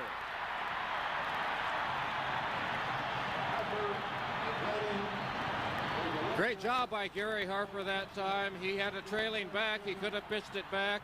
Quarterback has to make an instant decision on that. Fake to Rogers going through the line. There's his back going wide, but Harper's going to keep it all the way. Does a good job carrying a would-be tackler into the end zone. So Missouri's lead is down to 5. We talked about the rain. It might favor the South Carolina Gamecocks. Right now, the way they're moving the ball on the ground with all this rain, it is in their favor. And Missouri is going to be forced to ask for a timeout. They either were a man short or were unable to make the substitution they wanted to. And it was obvious there South Carolina was going for a 2-point conversion to narrow that gap to 3 points.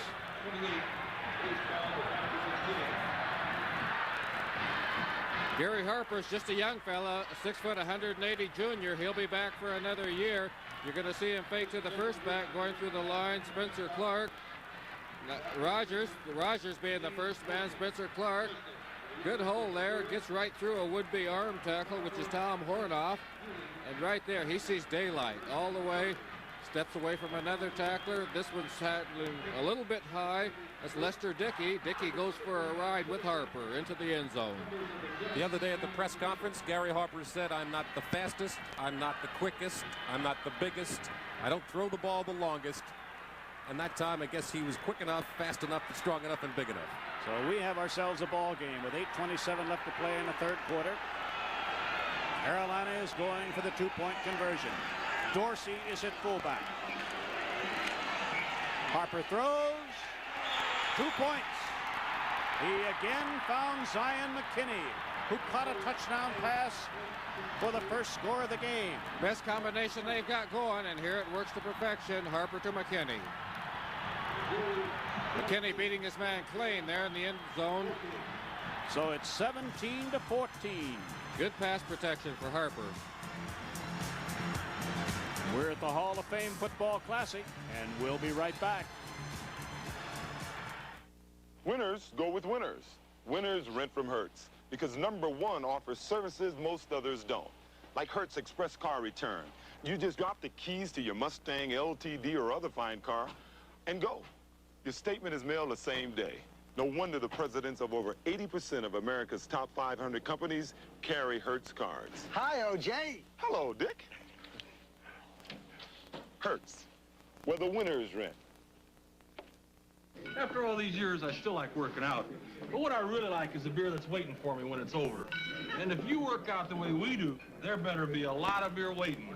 That's why we drink light beer from Miller. Light has 1/3 less calories than regular beer, and it's less filling. And it tastes great. Take it from a guy who works out a lot. Could really use one right now. There you go, Bruce. Light beer from Miller. Everything you always wanted in a beer, and less. Coming up during this quarter, we will show you, if not the most bizarre, certainly one of the most unusual plays of 1979. Our GE Magic moment coming up during this, the third quarter. Mike Richards and Ron Fellows are deep for the kickoff from Carolina's John Tanner. Good kick. Oh, no run back of this. Isn't it amazing how contagious, in this case a South Carolina touchdown, it's almost as if every member of that squad is suddenly imbued with the idea, hey, we can win this thing. We saw Carolina have the early momentum, Missouri take it back. Now all of a sudden Carolina seems to be fired up, as is the Tiger. First down, Missouri. David Newman goes wide right. And Lee Wagner is split to the left. Wilder. Boy, he is a powerful runner. James Wilder, junior running back out of Sikeston, Missouri. And the Tigers have a lot of players returning for that Big 8 race next year. Actually, both of these teams do. They have a lot of underclassmen still playing. They'll be back. These teams will even be better next year. Ken Blair is wide to the right. Junior wide receiver from Oklahoma City. Second down, 1.5 for a first down. And Wilder has the first down out to the 31-yard line. The paid attendance, 68,000.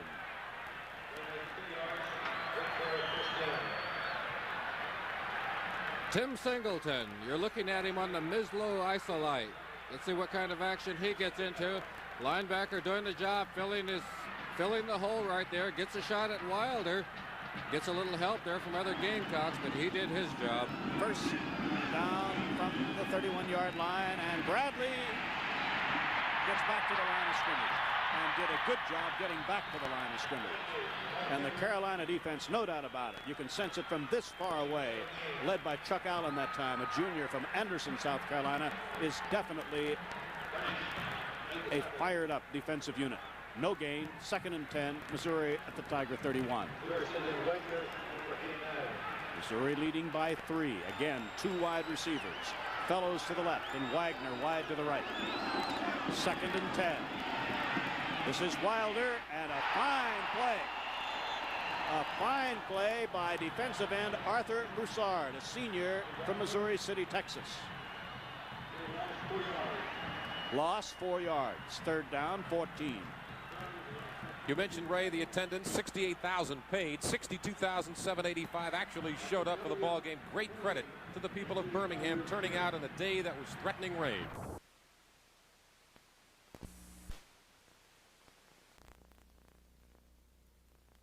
Is the other return man. Good punt. Horace Smith is going to allow it to land at the 15 to the 10. I thought he was going to handle that punt, but conceivably because of the rain, which is still coming down, he decided not to. Let's pause briefly for these messages from your local stations.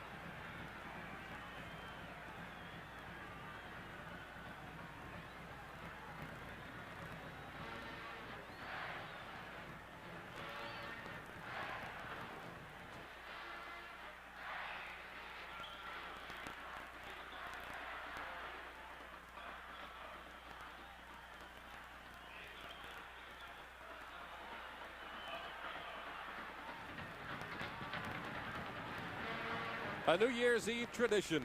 The folks down in Houston, Texas, Tex Thornton and his folks want to remind you that if you don't have a seat to the Bluebonnet Bowl for Monday night, you better hustle because they are going quickly. Carolina backed up to the Carolina 9-yard line.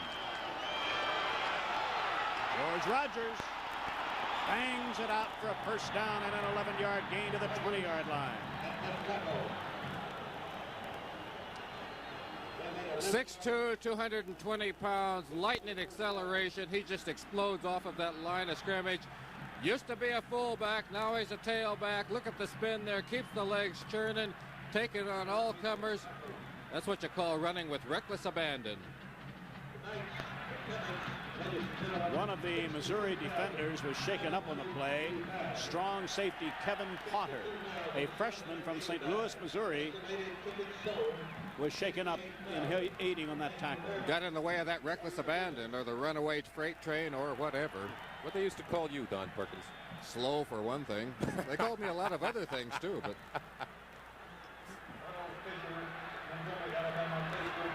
Chip Howell, number 31, a junior from St. Louis, replaces the injured Kevin Potter. First down, Carolina at the Carolina 20. And banging out to the 24-yard line, George Rogers. Well, look at Kevin Potter there, the defensive back that was injured. Taking a shot there, probably bringing down Rogers. Yeah, he's okay. 4-yard pickup. Second down, 6. South Carolina trailing Missouri here with 4:40 to play in the third quarter. Tigers leading 17-14. Rogers now has gained 84 yards and 18 carries. And here he comes again to the 29-yard line for another 4 yards as he approaches the 100-yard mark. And this junior running back has had 9 consecutive 100-yard plus games.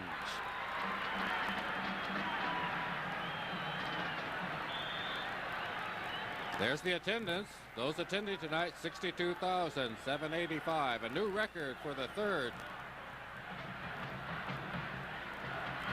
Third down, 1. Gary Harper, the junior from Hialeah, Florida. No wide receivers this time. He has Gillespie in motion. And here's Rogers for the first down. I have a feeling right now, Don, the way these teams have been able to move the football, that the team that has last possession might win this game. You know, you can see the surge. All evening you've been able to do it. The Gamecocks had it. Missouri had it. The Gamecocks have it again. And not only a marginal difference, but complete control of the game. Offense, defense, kicking game. Only McKinney is split out. He's off to the left. First down pass, and it is picked off by Berg, the linebacker. Eric Berg picks off a pass, and there we have our first turnover, I believe, of this game. Both teams went through the first half, completing most of their passes with no interceptions, but this time, Jerry Harper got one in the air, and Berg picked it off. More action from Birmingham, Alabama, right after these brief messages. A Toyota feeling. It takes more than good looks to come out on top. The Toyota four-wheel drive truck, a son of a Land Cruiser. Not just stylish to be seen in high places. Thank you, Jimmy. But powerful enough to get you there and economical enough to afford the trip. Morning, Judge. The Toyota four-wheel drive truck. Drive it today, and you be the judge.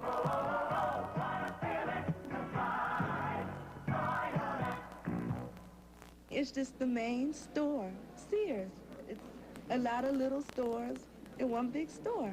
The clothes at Sears, they range from, department to department, so my mother can shop and get her clothes here. Me and my sister can shop in the junior section at Sears, and then there's a sports section at Sears, and then my father has his section at Sears, so we all can stay at Sears and shop together. Come to Sears, where America shops for value. That was the first time that Harper's been intercepted since the third game of the season and only the fourth all year. First down, Missouri, 29-yard line. And Wilder immediately bangs for a little over 3 down to about the 25-yard line. Bob Meyer, a sophomore running back from St. Louis, moves into the backfield now. And Wilder's going to get a rest. Bob Meyer wears number 20. And the rain comes down again. It had eased up there for a few moments, but it's again pelting down. 2nd and 6, Missouri at the Carolina 25-yard line. And that's the young man who just checked into the game, Bob Meyer, who's at the running back spot along with Jerry Ellis. And Missouri is going to have a very important 3rd down and a little more than 3. 2.5 minutes left, third period. Missouri has a 17-14 lead, and Ron Fellows will bring in the play from Warren Powers. Kevin Sadler there you're seeing for the Missouri Tigers, limping off the field. Looks like it's an ankle injury. Hope it's not bad. 3rd down, 3 Missouri. 21-yard line of South Carolina. Wilder does not get the first down. The Carolina defense holds firm, led by linebacker Ed Baxley, a junior from St. Petersburg, Florida.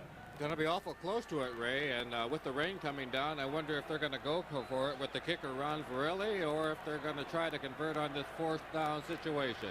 They apparently are going for the first down. They need a little more than a yard. They must reach, about within a foot of the 18-yard line for a first down. 4th down. Only one wide man, Fellows. And Ellis gets the first down and then some to the 16-yard line. Jerry Ellis. So Missouri keeps the drive alive on a key 4th down run. Just over a minute remaining, 3rd quarter. Missouri led at halftime 17-6 after trailing early in the game 6-0. The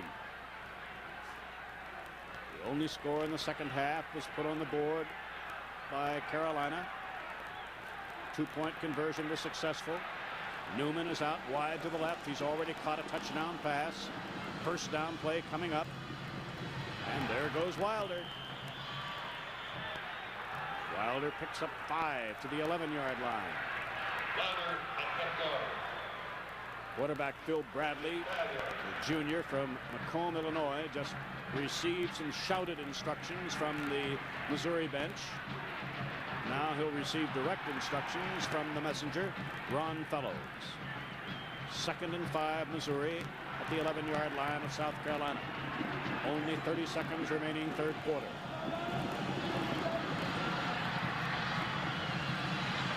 Ellis. Touchdown, Missouri. Literally a burst by number 43, Jerry Ellis. Great blocking in the offensive right side of the Missouri line. He was into the secondary before the linebacker, number 53, Scott Wade, had a shot at him. But all Wade could do was pat him on the back. There's Wade coming over from the right side of your screen. But Ellis is already well into the end zone. Great blocking there, good run, good execution by the Tigers. So the Tigers capitalize on the pass interception by their linebacker, Eric Berg, and move in front by 23 to 14.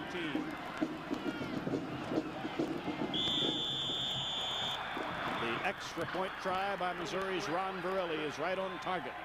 Missouri 24, South Carolina 14, only 24 seconds remaining in the third quarter.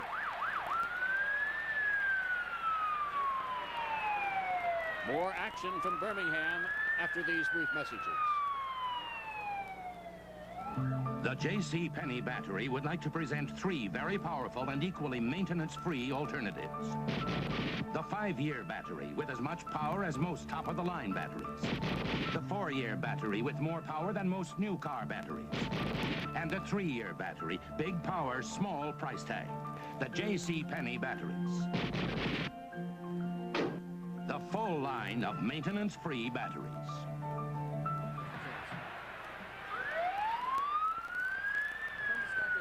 Marketing manager for General Electric television business, Lud, there's no question in my mind, and I'm sure in yours, that the University of Nebraska's offensive unit pulling off that incredible hidden ball trick, which we saw in the Garden State Bowl on December 15th, is the GE magic moment for 1979. Howard, I couldn't agree with you more. It really is a pleasure, in fact, to be here today in association with Ms. Lou and make the award, General Electric Magic Moment of 1979, to the entire offensive unit of the University of Nebraska. As you know, the award is made for the most unusual and outstanding play of the season. And I think the play this year really depicts some essential ingredients of American football. Unusual, thrilling events, particularly highlighting teamwork. And so we are presenting a General Electric widescreen 1,000 unit to the university and hope that that will be a constant reminder of this most memorable event. We're delighted to have you here. We're delighted with GE's participation, and thank you very much. And my congratulations to the university and their entire team. Let's take a look at that play, the magic moment of 1979. It's the annual barn burner, Oklahoma versus Nebraska. But wait a minute, quarterback Jeff Quinn doesn't have the ball. Nebraska gets a touchdown on one of the most bizarre plays ever.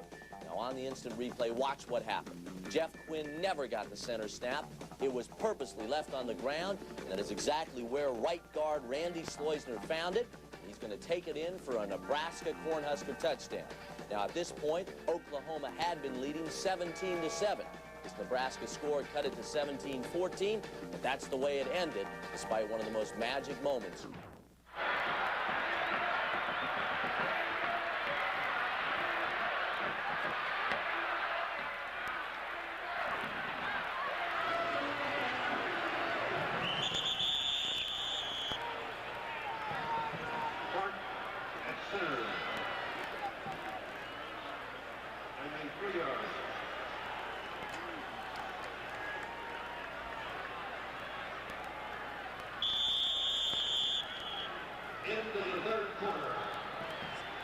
We have reached the end of the third quarter with the score. Missouri 24, South Carolina 14. We'll be right back.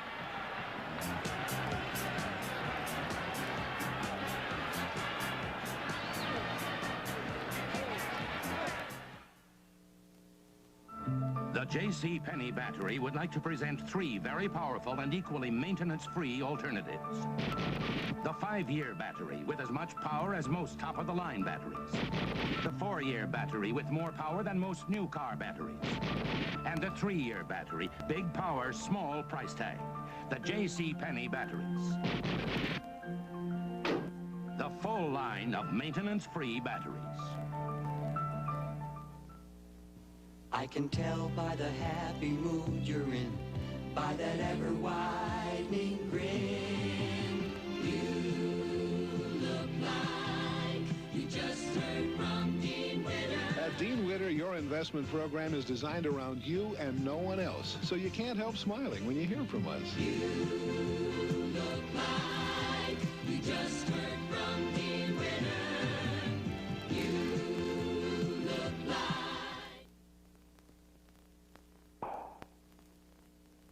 You brought home champagne. No, it's Martini and Rossi Asti Spumante. It's imported champagne. It's imported Asti Spumante. It's delicious champagne. It's delicious Martini and Rossi Asti Spumante. It's really delicious champagne. It's delicious Martini and Rossi Asti Spumante. Martini and Rossi Asti Spumante. In the pelting rain of Legion Field at Birmingham, Alabama.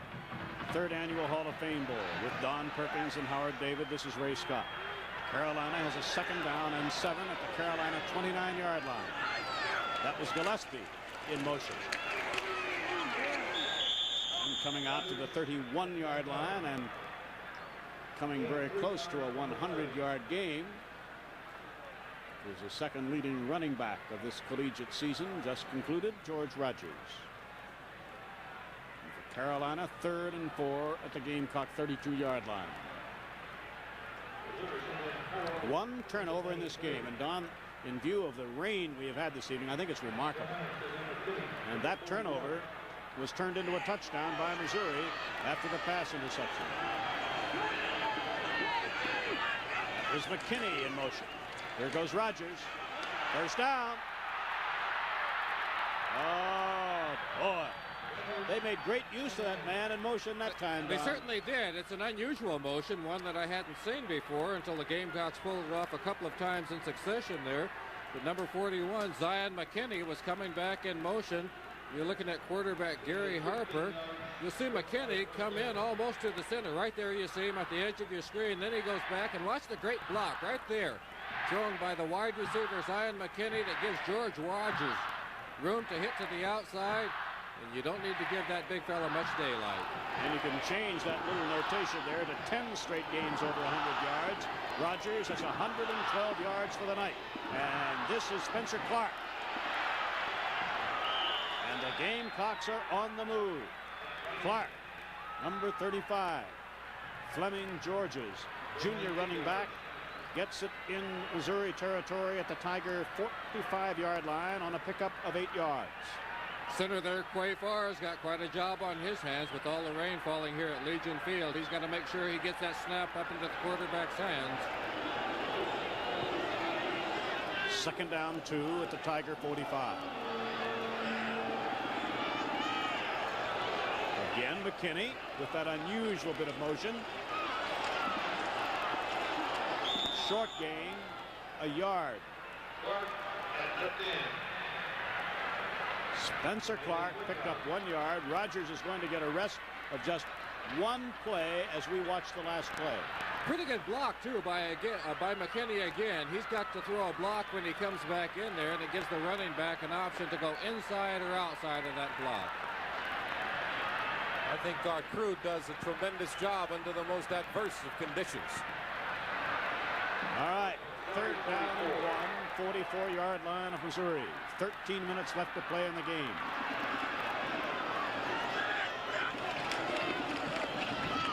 Oh, jet-propelled George Rogers gets a 1st down inside the Missouri 40. Chip Powell brought him down for the Tigers from Missouri, but he certainly paid the price. Look at this acceleration. Watch the determination right there as he hits that hole. The legs churning right there. Number 31, Powell, brings him down, but Powell took the brunt of the blow. The officials doing a super job of keeping a reasonably dry football in play as we take a look at Zion McKinney, who will be wide out to the right.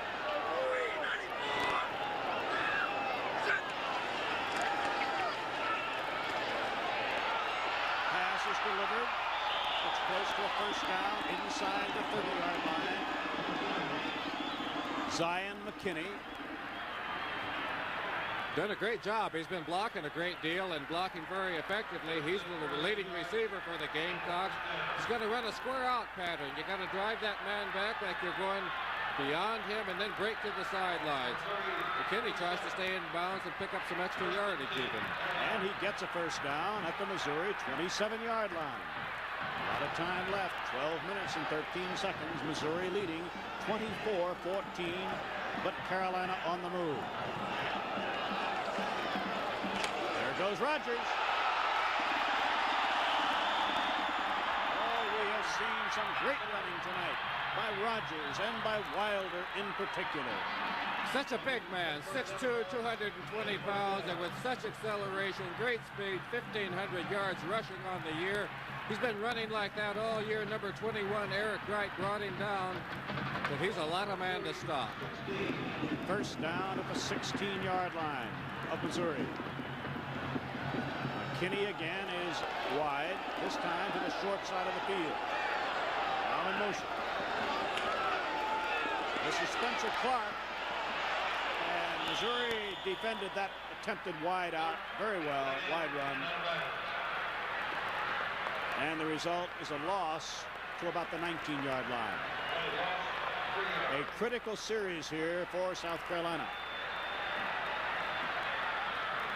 Tim Gillespie will bring in the play. Second down, 13, Missouri's 19. Gillespie comes out to the left. Will be covered by Johnny Poe, the cornerback from East St. Louis.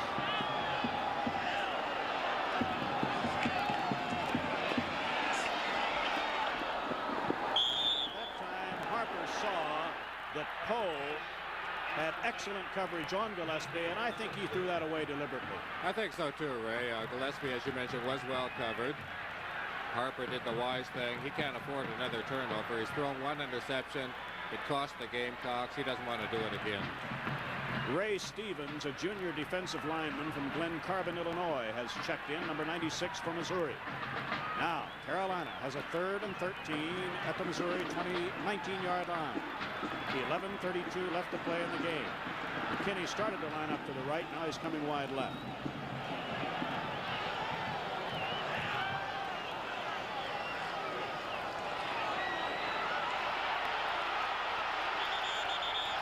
And a fine defensive effort as Missouri gambled.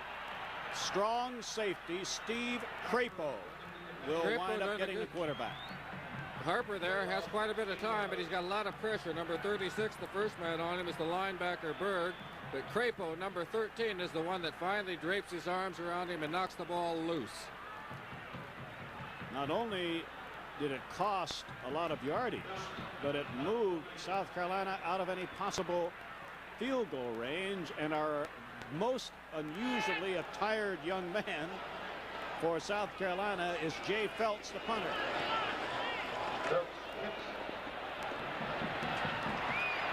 At the 5-yard line, it is down by Carolina. More fourth quarter football action from Birmingham, Alabama, right after these brief messages.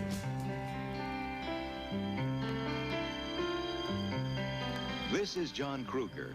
He owns a small drugstore in Claremont, New Hampshire, and he bought an IBM computer to help him run it. Today, with the price of computers coming down the way it has, even a small business like mine can afford one. John Kruger's IBM computer automatically prints out prescription labels and receipts. It even produces a year-end record of money spent on medication by each customer, and it keeps track of all his inventory. I found another way to use the computer. As a volunteer fireman, I'm developing a handbook that lists emergency information on every house in town, like the nearest source of water, whether there are kids or old folks living at home, things like that. We've held some practice runs, and we think it's going to save us a lot of time. If you think I'm pleased with the computer, you want to talk to my wife. For the first time in years, I've been getting home before the dinner's cold. IBM, helping put information to work for people. Who do you share the power with? The power of Vitalis Superhold, the pump. With Tom, every morning. I share it with Jill. We share the power of the pump. Vitalis Superhold. The pump keeps our hair looking terrific. Why should women settle for less power when they can get the holding power of the pump? It can hold longer than the leading men's aerosol. Come on. It's better when you share. Get the pump, Vitalis Superhold, and share the power. Backed up to their own 5-yard line, and a huge hole for Ellis. Ellis may have a first down or within a foot or so of a first down. Ray, with a 10-point lead and 10 minutes left in this game, I'm sure the Missouri Tigers are going to play a lot of ball control. Ellis picked up 9.5 to the 14. Second down, less than a yard for a first down. Jerry Ellis and James Wilder are the two Missouri running backs behind quarterback Phil Bradley. And here's a first down run by Ellis again. If comparative scores mean anything, the Gamecocks are supposed to win this one. They beat Oklahoma State, but Oklahoma State beat Missouri by 1 point. Let's look at our Mislu Isolite, the linebacker for the Gamecocks, number 53, Scott Wade there. Let's see if he gets a part of the... Whoops! That's what happens with rain on the artificial turf. And it is still raining, although it has eased off quite a bit. This is Wilder picking his way for good yardage on first down. And the Missouri offensive line now of Dave Gunder, Mark Jones, Brad Edelman, Stan Lechner, and I believe Don Carter, yes, replaced Howard Richards, who came up limping in the first half. Don Carter's at right tackle, and that offensive line is now doing an excellent job. Pickup, 7 yards. 2nd and 3 in Missouri at the Tiger 27-yard line. Just over 9 minutes left to play in his 3rd annual Hall of Fame Bowl. Ellis limited to about a yard. It'll be 3rd and 2.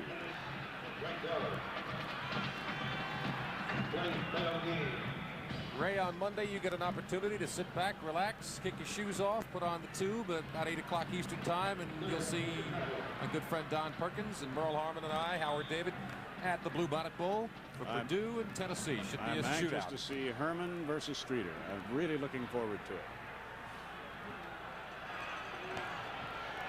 Still a couple of tickets, I'm told, are still available for the Bluebonnet Bowl. So if you haven't made your plans, do so. A key 3rd and 2.5 for Missouri.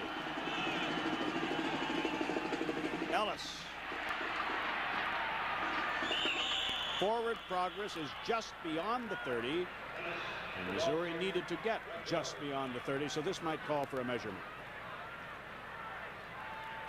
Kind of a big play, too, for the Tigers. They needed to convert that one. If they do not, with that field position, they're going to have to turn it over to the Gamecocks. We are going to have a measurement. Still lots of time left with 8:24 left, and we've seen the Gamecocks can move that ball in a hurry. Ray, with all the years that you've been in the business, I know there are many people that have been instrumental in helping you along preparing for a telecast, not the least of which would be South Carolina's Sports Information Director Julian Gibbons and Missouri Sports Information Director Bill Callahan. Believe me when I tell you that I was trying to figure out at what point in the game to say that there's no way you can thank all of the people. But you are so right. Both Julian and Bill have been very helpful. They did not get the first down. It is punt formation time for Missouri's Jeff Brockhouse. But South Carolina believes that this is not going to be a punt. They have no one back deep. So this will be allowed to roll, and it's a Missouri roll. Missouri's Chip Howell tried to get an additional 5 yards. We have a break in the action. Let's pause 60 seconds for these messages from your local station.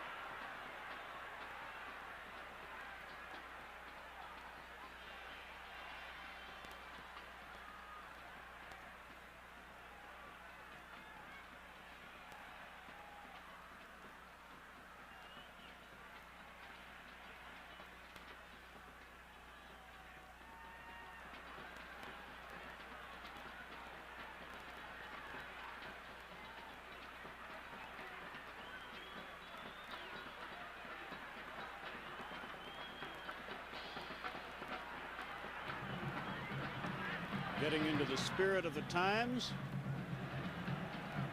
You do have to practice saying that when you get down in this Season's greedy jaw. I'll have to remember that for Houston. All right, Carolina with a key possession now. First down at the Gamecock 12-yard line. Rogers is able to get about 3.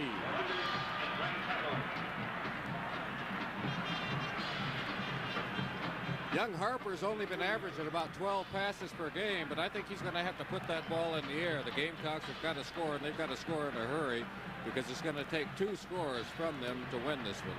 2nd down 7 after Rogers, who has already surpassed the 100-yard mark.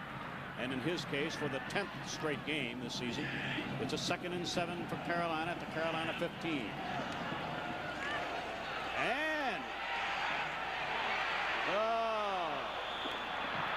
he had Zion McKinney, he being number 34, Steve Dorsey.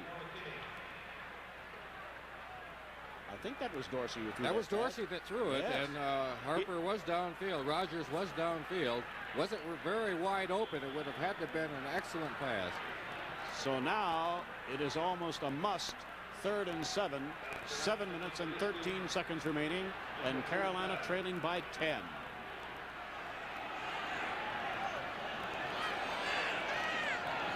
Gillespie in motion.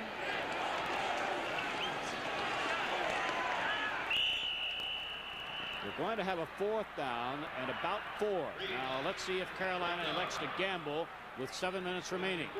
There was a little bit of hesitation, but no, the punting unit comes on.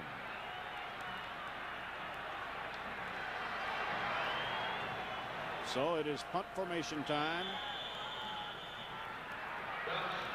Number 7, also a wide receiver, is Newman.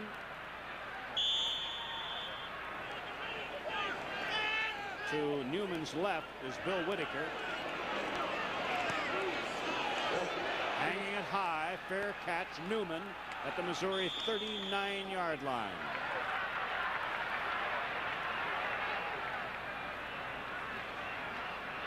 So Missouri has a 10-point edge from Birmingham. 4th quarter football action follows. These come with me down the great rivers of my beautiful Alabama, down the Tennessee and the Tom Bigby and the Black Warrior. 1/12 of all the water that flows into the ocean from all the United States flows beautifully through Alabama, through the quiet towns, through the still forests. So much beauty that it rests the soul and touches those who live here, making them a warmer, more welcoming people than perhaps you've ever known. Come to Alabama the Beautiful. It's a good land to visit, and perhaps you'll stay.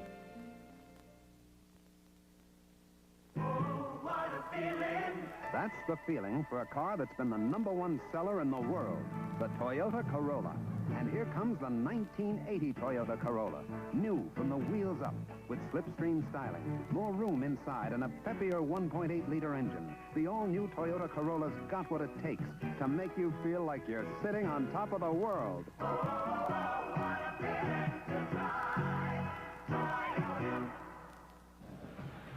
Incidentally, that halfback pass for South Carolina 2 plays ago was thrown by Percy Reeves, not by the fullback Dorsey.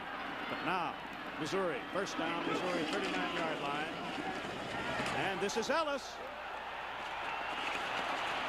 Jerry Ellis all the way down to the Carolina 35-yard line. And Ellis and Wilder are some tandem of running backs. Ellis did a great job of running on that one. I think the ball squirted loose on him there at the end of his run, but he was able to fall on it. Let's look at number 43, Jerry Ellis, breaking through, doing a good bit of running, moving that ball around quite a bit, though, carrying the cut. There, the ball squirts loose. He's looking for it. Hey, what a bounce right back up into his arms. Back live, 35-yard line of Carolina, and the right guard, Chris Keller, number 63. Jacksonville, Illinois senior, made that fall smooth. This is what happens when you jump off sides offensively. Watch him jump off, and you're going to see him get clubbed. Right there, he takes a blow. Number 70 delivering the blow was Steve Bernish. You know, I'm just reminded, this is one of the most penalty-free games I've seen in a long, long time. Very few infractions. That time, a 5-yarder, and Missouri stands 1st and 15 at the 41-yard line of Carolina. Wilder picks a couple up. Clock, of course, is ever more important. It'll be 2nd down and 13. We have talked throughout the ball game about the great running ability of George Rogers. Wilder very close to 100 yards on his own today with 25 carries, 95 yards. So we've had great runners in the game. Wilder and Ellis for Missouri. Bradley to the air. And a fumble is recovered by South Carolina at the Carolina 45-yard line. South Carolina's Phil Ellis, we believe, will be credited with the recovery. Bradley could not find a receiver open, did not want to throw the ball up in the air for grabs. Perhaps that would have been the best thing to do, because right there he got crunched. Number 70, Steve British, coming in top of him. Number 80, Phil Ellis, picking it up for the Gamecocks. Now they've got to move it. All right, Carolina at the Carolina 45. And down goes Gary Harper. That was Norman Goodman. Nose guard for the Missouri Tigers. It looks like it's beat up on the quarterback's time. This time Gary Harper is brought down by Goodman, the blitzing linebacker for the Tigers. Lost 12 yards, 2nd and 22. This is Rogers getting short yardage, and it's going to set up a 3rd and long for Carolina. Now the clock becomes the enemy of South Carolina, and the rain comes down again in very heavy portions. No huddle with 4:25 left to play in the game. Deep drop back by Harper. McKinney that time slipped the intended receiver. It's going to be 4th down, Carolina, 4th and 20. I would have to believe that Jay Felts might think in terms of throwing a pass. Felts is the Carolina punter, and certainly Missouri believes that to be the case. They have no one back as far as he would normally be. Bill Whitaker's back, maybe 20 yards behind the line, 25. No attempt to handle this punt. It may have first touched one of the South Carolina players at the 20-yard line. And we have 4:06 left to play in our 3rd annual Hall of Fame bowl game. We'll be right back after these messages from your local stations.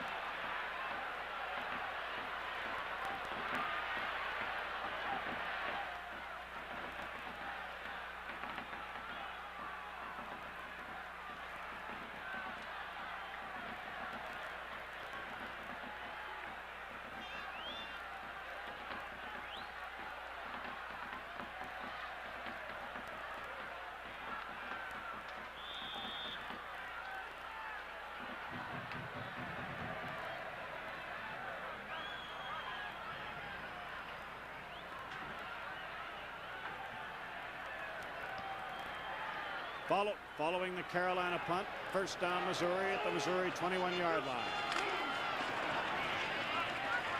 And Ellis struggles to get back to the line of scrimmage. There'll be no gain on the play, but a few precious seconds will be ticking off the clock, so that we have now less than 4 minutes remaining. Mark Herman of Purdue, Jimmy Streeter of Tennessee hooking up in the Bluebonnet Bowl Monday night over most of these Mislew television network stations at the 8th wonder of the world, as it was called once upon a time, the Astrodome in Houston. Loss of 2 yards that time by Ellis. 2nd down 12 at the Missouri 19.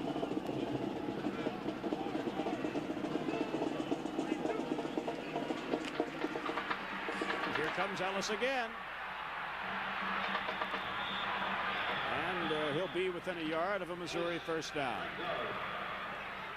You can almost departmentalize this game in sections. Carolina owned the first few moments, moving to a touchdown after the opening kickoff without the benefit of a huddle. The entire march capped by a pass from the quarterback Harper to the wide receiver Zion McKinney. Missouri right now has a third and 1.5 at the Missouri 29-yard line. The clock continues to run.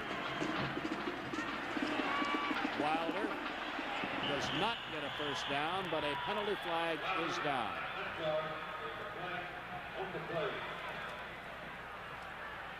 And one of the Missouri Tigers signals just what was indicated in a preliminary signal, that offside, South Carolina, first down, Missouri, and only 3 minutes and 11 seconds remaining. Keeping us straight this evening as to who was doing what and who was in the game. Thank you, Al Williams. Keeping us statistically up to date, with particular interest, of course, on the running statistics of George Rogers, and as it turned out, the tandem of James Wilder and Jerry Ellis. Thank you, Butch Jones, for your help this evening. Appreciate it.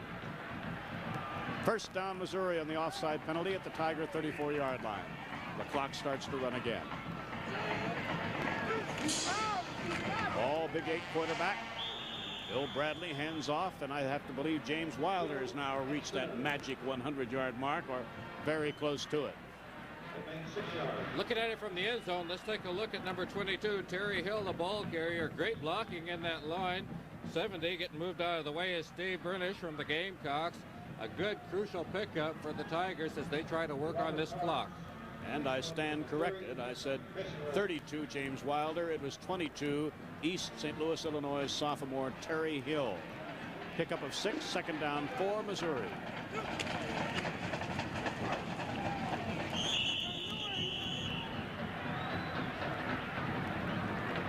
When the ball is snapped the next time, less than 2 minutes will remain.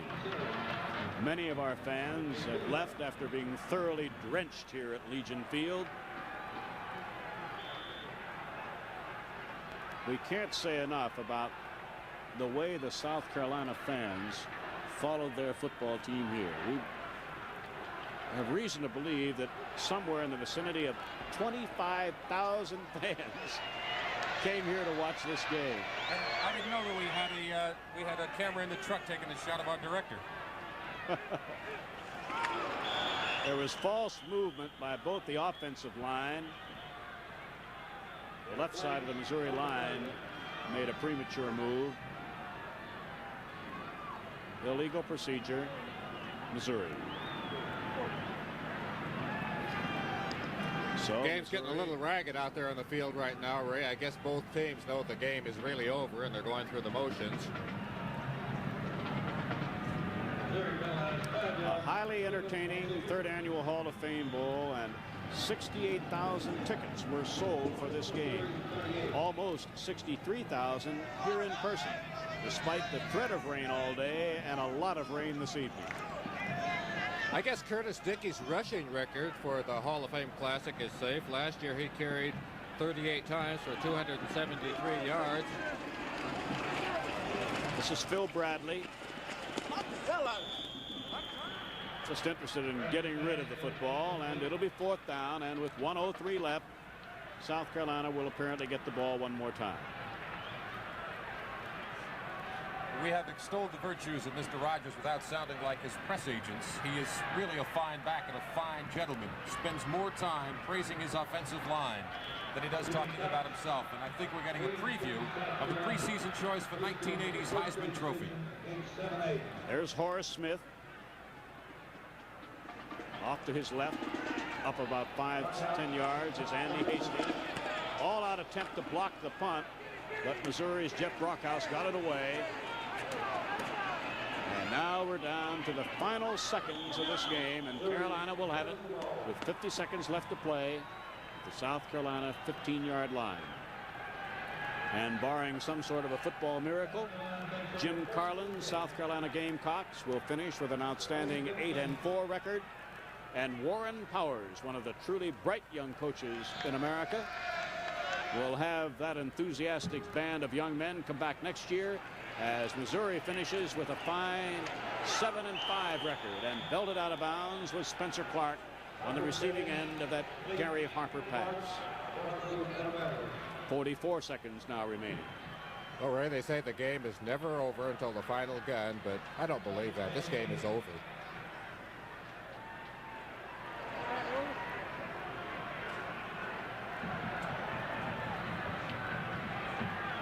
Both quarterbacks have gone all the way.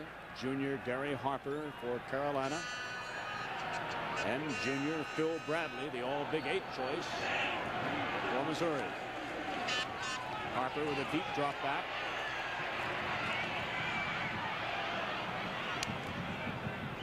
That play took a lot of seconds, and Harper managed it about 4 yards, and the officials signal that the clock is continuing to run. 25 seconds. Harper has yet to be able to get back to the huddle. 15 seconds. Missouri Tigers a much better team than their 6-5 1979 record indicated. Incomplete pass stops the clock with 3 seconds remaining. So just a couple of ticks of the clock remain. And a gallant effort by Gary Harper, the junior from Hialeah, Florida. Number 10 heads for the sidelines. Punt formation time. And barring a penalty, we're coming up to the final play of the game. The gun will go off while this play is in progress. They have elected on 4th down not to punt the ball away. Right now, the game is officially over as Harper is sacked in the final play of the game.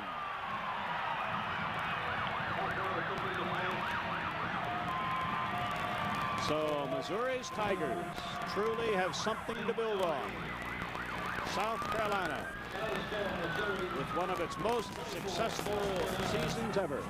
The end of the 1979 Hall of Fame Football Classic. Missouri 24, South Carolina 14. You survey where the land is wild and unforgiving, filling in empty places on maps that until now have been almost unknown. But now comes Miller time. Time to head for the best tasting beer you can find, Miller High Life. If you got the time, we've got the beer. Miller Beer. Miller Beer. A big green football team, an endless yellow sea, a cherry pie, an orange sky, the bluest eyes you'll ever see. Yes, America's true colors come through on GE. GE TV brings you America's colors vivid and lifelike, and our special VIR2 circuit adjusts the color automatically. Yes, America's true colors come through on GE. GE, we bring good things to life.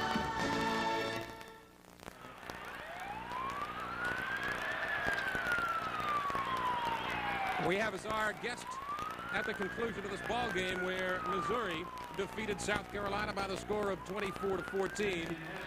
And with me is Jerry Duncan, Vice President of Dean Witter Reynolds, to present our most valuable player trophy. And before we get to the naming of the individual who received this sensational trophy, Jerry, you have a little bit of history yourself in Alabama football. Well, yeah, I was very fortunate a few years back to play for Coach Bryant at the University of Alabama. Coach who? Coach Paul Bryant. Oh, yeah, I've heard of him somewhere along the line. You played with some pretty well-known quarterbacks. Well, I was on the team with Namath, Sloan, and Stabler, and you know, if you couldn't win with those guys, you couldn't win. I guess not. The winner of this magnificent trophy, presented the Dean Witter Reynolds Most Valuable Player Award, goes to the Missouri quarterback Phil Bradley, who had a super ball game. And Jim Carlin, the coach of South Carolina, said yesterday, he said, if I fear any player on Missouri's football team, it's Phil Bradley. Well, he was certainly right, and Phil kept on bringing them back, and they kept on hanging in there. And it's my pleasure, Howard, to represent the Dean Witter Reynolds organization, not only their organization around the country, but also to welcome the Ms. Lou Network to Birmingham, Alabama, and the football capital of the South. And I think they proved it tonight. Had a good crowd. Super game, super crowd. Thank you very much for being with us. My pleasure.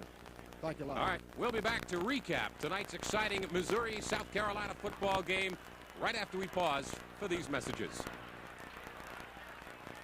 A Toyota feeling.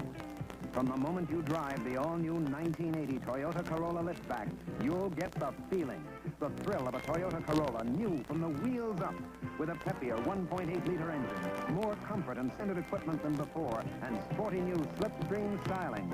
See your Toyota dealer today and catch the feeling. Getting ready,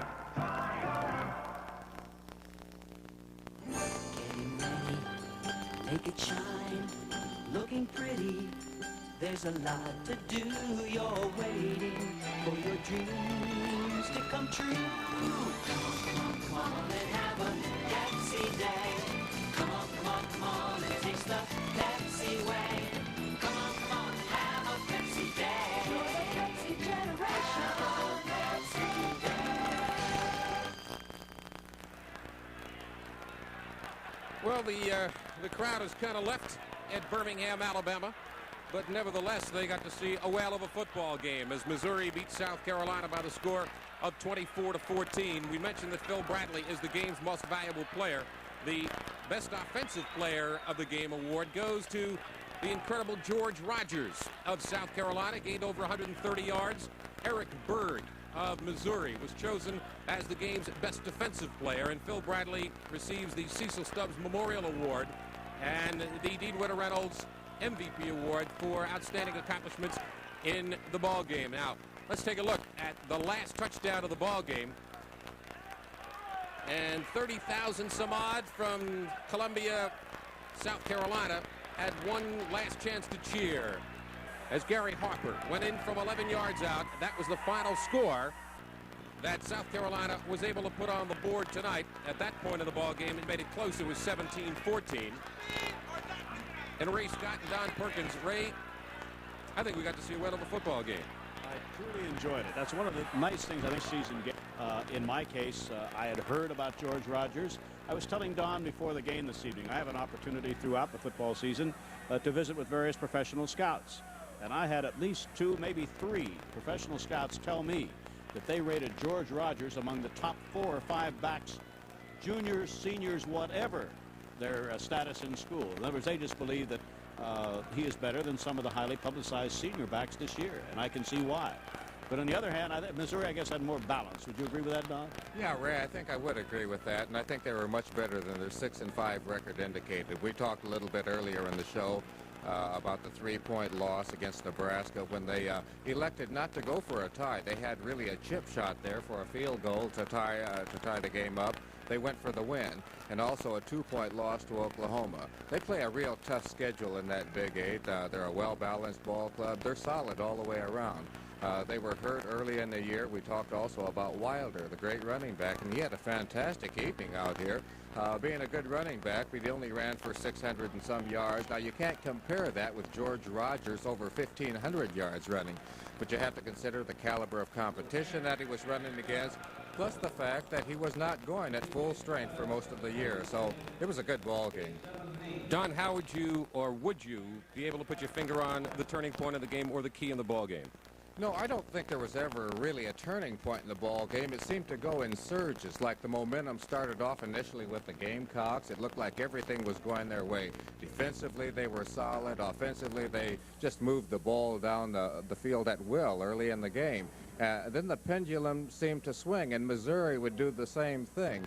And I think one thing, more than anything else, that hurts a ball club is the lack of consistency, the lack of being able to consistently, through 4 quarters, be able to sustain, maintain your momentum. And I kept sawing that vacillate back and forth between the two teams, but overall, when you look at the outcome, you'll have to say that Missouri maintained more consistency than the Gamecocks did.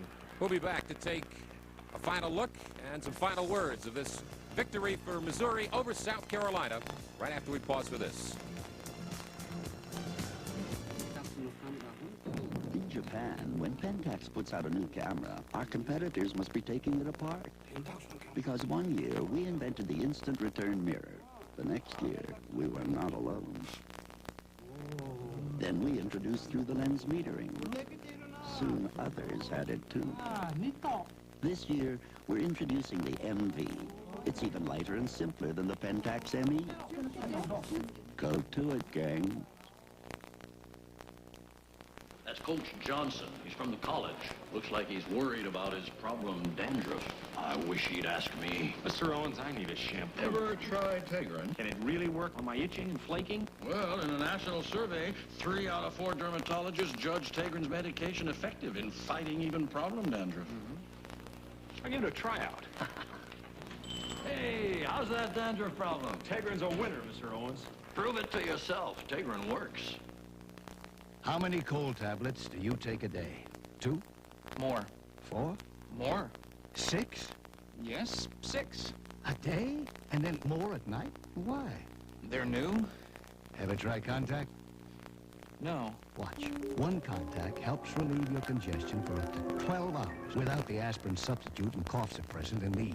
Just one more Contact helps you all night while you sleep. You're the guys on TV. Give your cold to Contact. Well, the rains came, but it didn't seem to deter any of the crowd. 68,000 paid, 62,000 plus showed up. Don Perkins, you and I are going to get on a plane for Houston and join up with Merle Harmon at the Bluebonnet Bowl. Purdue and Tennessee, and we won't have to worry about rain in the Astrodome. That'll be a fun New Year's evening. I think it's going to be great. Raymond, Happy New Year to you, my friend. It's been good working with you again. Happy New Year to you gentlemen. Have a good time, and we hope that you folks enjoyed our game here this evening, because we certainly did. Final score, Missouri defeats South Carolina by the score of 24-14. For Don Perkins and Ray Scott, I'm Howard David saying so long from Legion Field in Birmingham, Alabama. Best of it. And the best is the Hyatt Birmingham, offering plush rooms and fine dining, plus those little Hyatt extras that make your stay just that much better, like a free ride in from the airport. And it's conveniently located adjacent to the Civic Center and Auditorium, so great sports action is just a step away. The Hyatt Birmingham. Capture the spirit. Polyglycoat Sound Shield for the noisy underside of your car. Not an undercoating. Polyglycoat is a sound shield available at new car dealers only. Show off your spirit with the AJD College Cap. Check with your local sporting goods dealer for your favorite college team. The AJD College Cap.